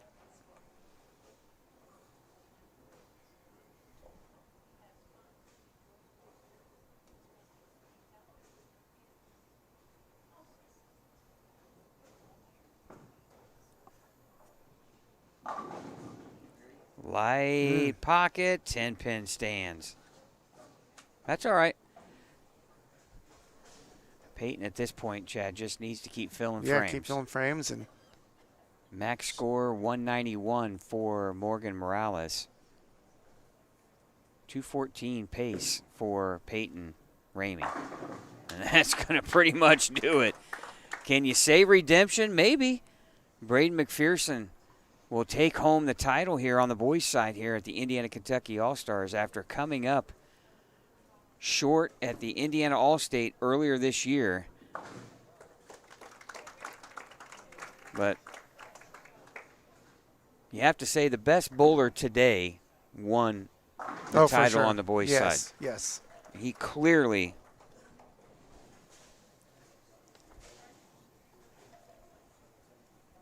bowled the best. I mean, he beat the field by 49 pins.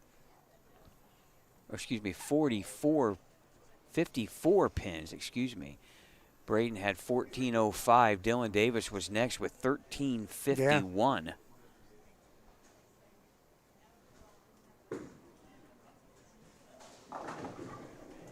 And a good strike there. Finished strong here, Hayden. $200 scholarship money on the way for Mr. Schmirker here from Plainfield, Indiana.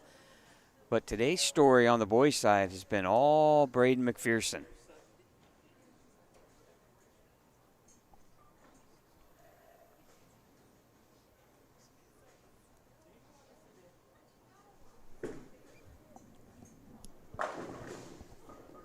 All right, 8 falls.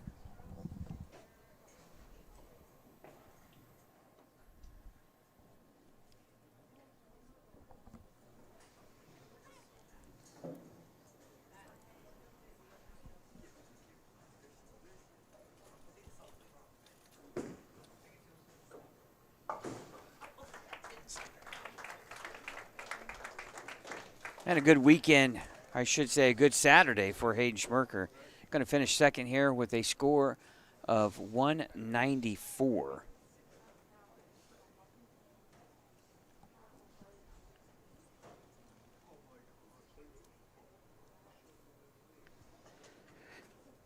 All right, a couple of good frames here from Peyton, and she will write her name on the title.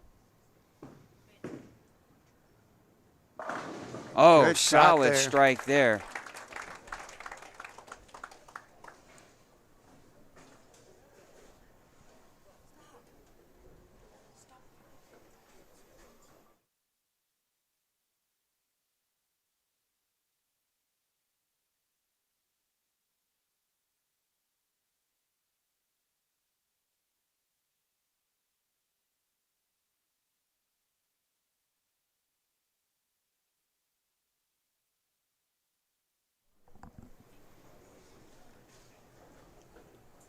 All right, Braden McPherson finishing it out. Chad, we talked about him shooting 250 games. Yeah, he's making He this was look all- really easy. He was one strike away from shooting another. 247 the score here for Braden with the 10-pin conversion. And this washout's going to seal the fate for Morgan Morales. And just not her day here in the championship match, Chad. Unlike her. No, and it's very surprising. I thought this was going to be a lot better match. I thought it could have went either way. But bowlers have bad days and bad games, so this might have been just one of those. Well, they say in the game of bowling, someday you're the hammer, someday you're the nail. Yeah. And today, Peyton Ramey was the hammer. And disappointing finish for Morgan Morales, but we're going to see more of her. Only a junior. She'll be a senior next year. And the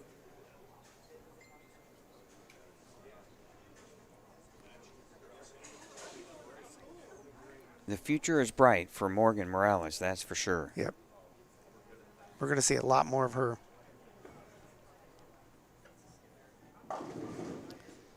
Comes in light. Boy, and they really got tricky here on lanes 57 and 58. Yeah, just all of a sudden on this match, we saw it a little bit in the previous match, and it's just kind of progressively gotten worse. And sometimes that's a disadvantage of being a number 1 seed, is you've come in and the lanes have really changed.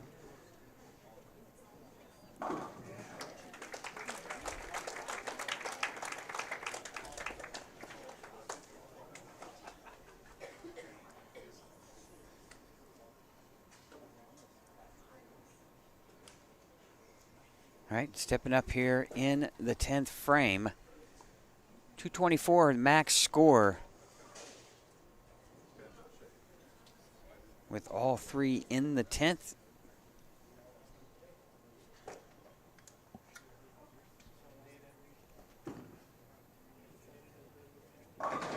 On a rip the rack, and the state champ from Kentucky, the young lady from Danville, Kentucky, will take home the title here at the Indiana-Kentucky All-Stars. Peyton Ramey just on the verge, too, Chad, in the first round of getting knocked out. was able to gut through that win over Sophia Monroe, and now she finds herself taking home the eagle.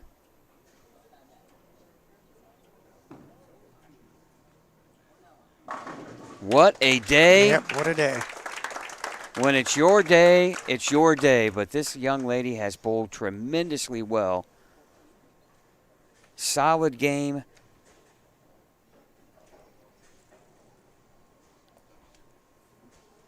And she's earned it by knocking off Morgan Morales.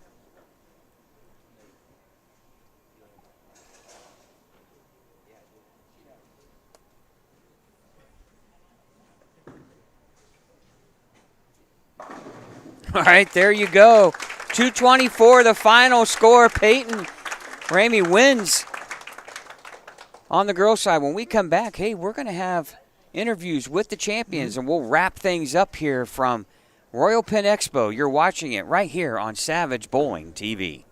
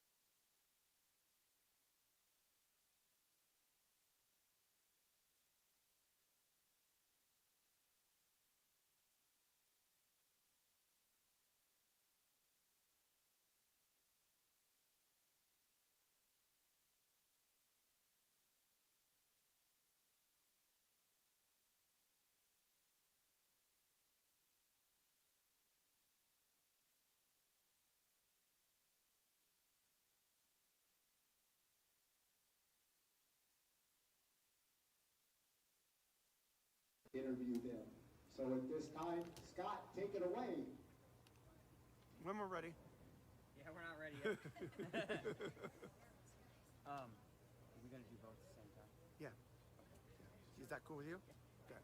You're wanting to present on air?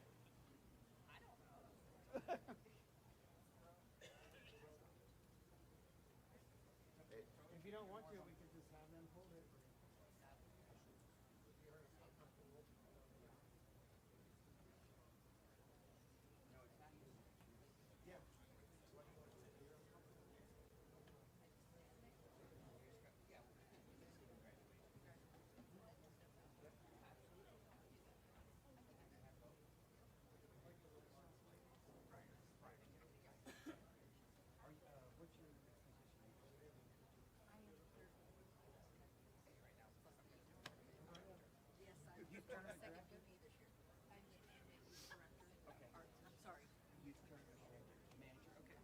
We'll have you come up here. We're going to have to frame you guys in. So what I'll do is, how tight do we need to be? Pretty tight. Yep. Level, we're okay. Grade's too tall. Yeah. You need a box? Yeah, I always need a box. All right. Hold on, man.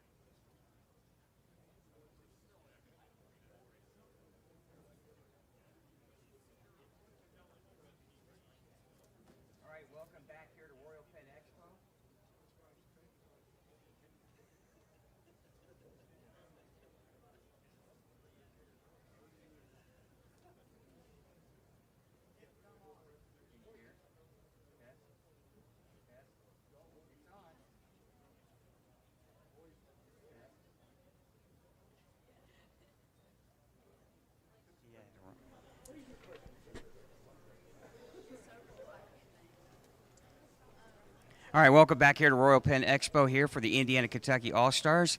And now the fun, we have the champions crown, but the fun is all in the spoils. And now our youth tournament manager, Tiffany Friars, with the Eagle presentation.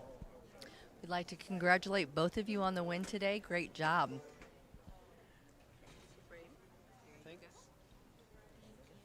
All right, thanks, Tiffany. And Braden, we'll start with you. A little redemption here, right? We had you on the air a few months ago at Indiana All-State, and you came up short. #1 seed today. You really dominated qualifying, average on over 230 and 247 once again in the championship match. Great bowling. Yeah, I mean, not much to say other than I didn't bowl too well during team, but none of that mattered really because I just needed to bowl well during qualifying and threw the same ball, same spot, just struck.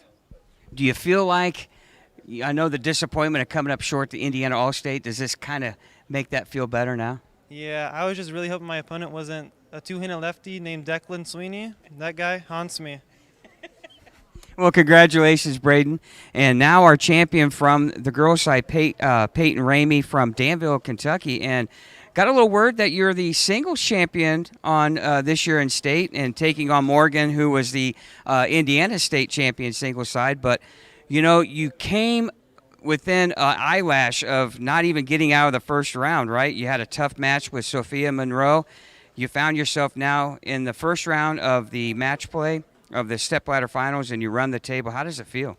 It was a little nerve-wracking, I'm not going to lie. I was a little scared going into it, but we regrouped, made our spares, tried to hit our mark, and the cards played out. So Now I'm trying to figure out who was more nervous, you or your dad, pacing back here behind on the spectator area. it might have been him, I'm not going to lie. Well, I know it had to be exciting to take home the Eagle. Now, what grade are you in? Are you a sophomore, junior? I'm going into my junior year. Junior year, so plenty of bowling left in your high school career. Congratulations. Thank you so much. All right, two highly talented champions here, Braden McPherson from Greenfield and Peyton Ramey from Danville, Kentucky. We hope you enjoyed today's broadcast here from Royal Penn Expo. Subscribe and become a fan of our channel, Savage Bowling TV. We hope you enjoyed this broadcast, and so long here from Indianapolis.